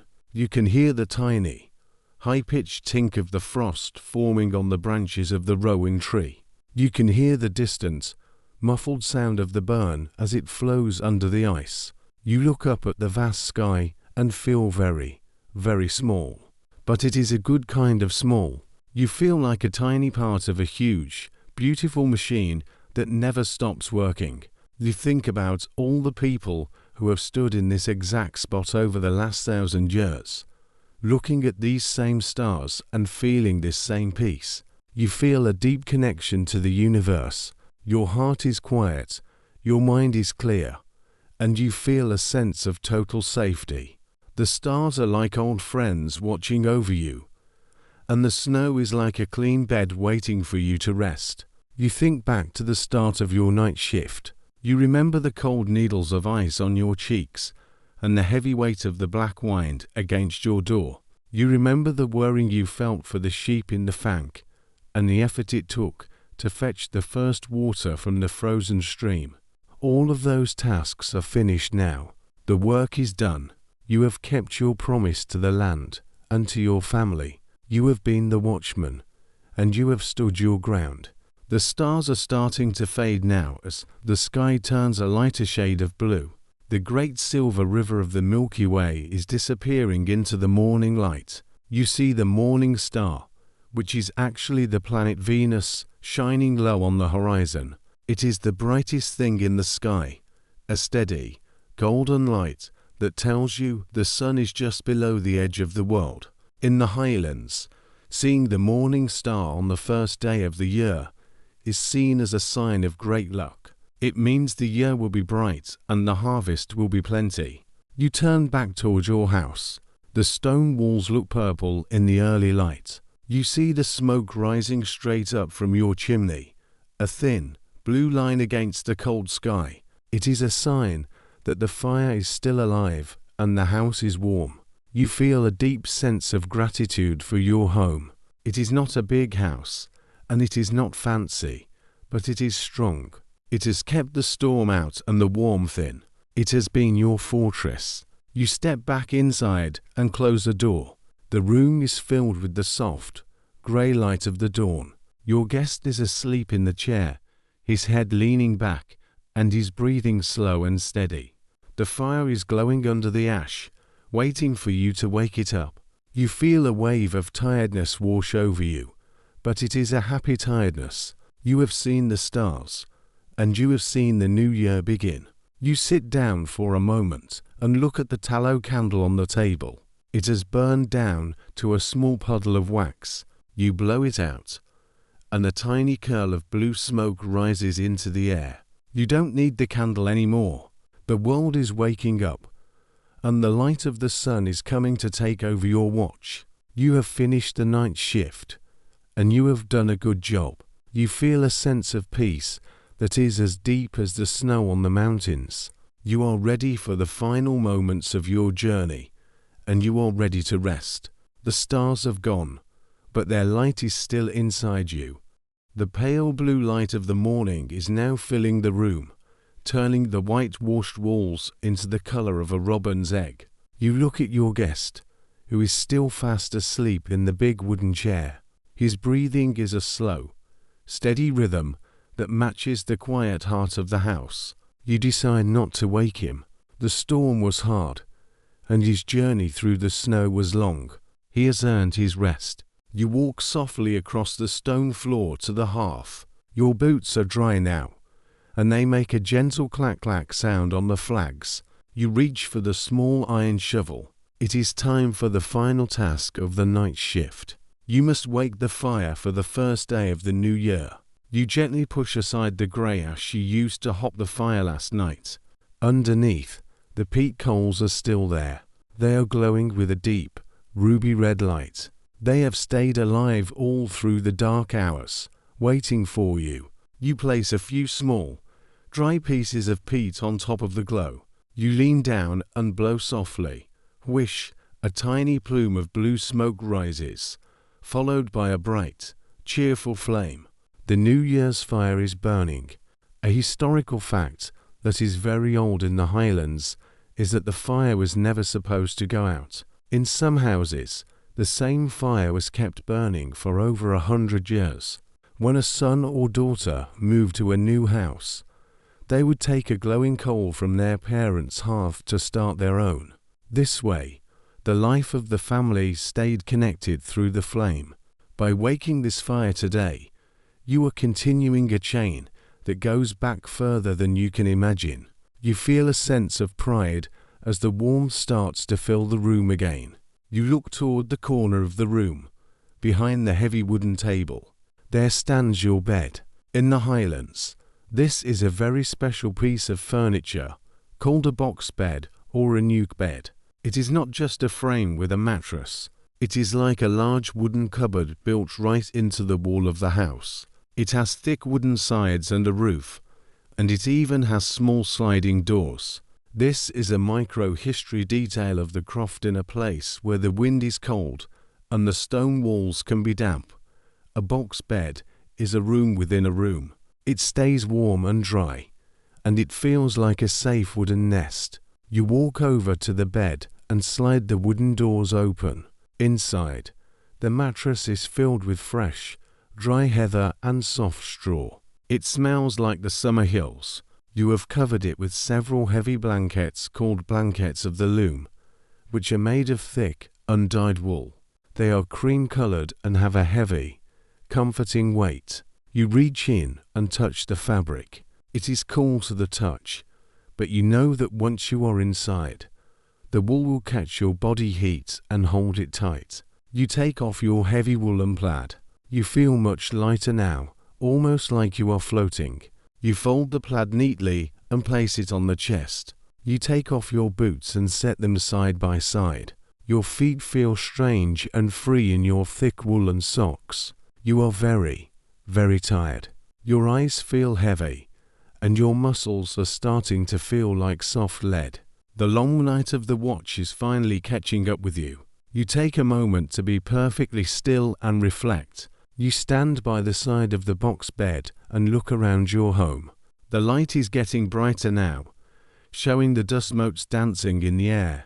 The kitchen is clean. The food is ready. The guest is safe. The fire is burning. You listen to the absolute silence of the snow-covered glen outside. There are no birds singing yet, and no wind rattling the door. It is a silence, so deep it feels like music. You think about the night shift you have just finished. You have carried the fire, marked the bounce, and kept the watch. You have done your duty as the guardian of the past. You feel a sense of total, perfect peace. You are not just a man in a house. You are part of the land itself. You feel the weight of the night lifting off your shoulders, replaced by the light of a new beginning. You are ready to let go of the watch and find your own rest. You climb into the box bed. The straw underneath you makes a soft, crunching sound as it settles. You pull the heavy woolen blankets up to your chin. The wool feels rough but very warm. You reach out and slide the wooden doors shut, leaving only a tiny crack for the light to come through. Inside the box bed, the world is small and dark and very, very cozy. You can hear the distant, muffled sound of the fire crackling and the soft ticking of the clock. You close your eyes. The image of the stars and the white snow fades away. You feel the warmth of the house wrapping around you.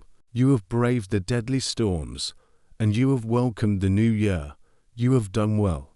The long night is over, and the morning has come. You drift off into a deep, dreamless sleep, knowing that you are safe and that the world is beginning again. The world outside is turning white and gold as the sun climbs over the frozen peaks. The long night shift of Hogmanay finally over, and the valley is waking up to a clean, new start. You can feel the heavy blankets pressing down on you, keeping you warm while the frost still sits on the window glass. Your breathing is slow and deep, matching the quiet rhythm of the sleeping mountains. The hard work of the cleaning, the baking, and the walking through the deep snow is finished. You have stood guard while the old year faded away, and you have held the light until the morning came to take it from your hand. You are safe now. The stone walls of the croft are thick and strong, and the fire in the hearth will keep the cold away until you wake. There is nothing left for you to do. The sheep are tucked in their fold, the water is in the bucket, and the new fire is glowing. You can let your mind go soft, like the falling snow. You can let the sounds of the house fade into the distance, the ticking clock, the soft sigh of the fire, and the gentle breath of your sleeping guest are all part of a peaceful song that is lulling you deeper into rest. The highlands are quiet, and the storm has gone to sleep. You are warm, you are protected, and you are home. The sun is rising, the gates are opening, the watch is ended,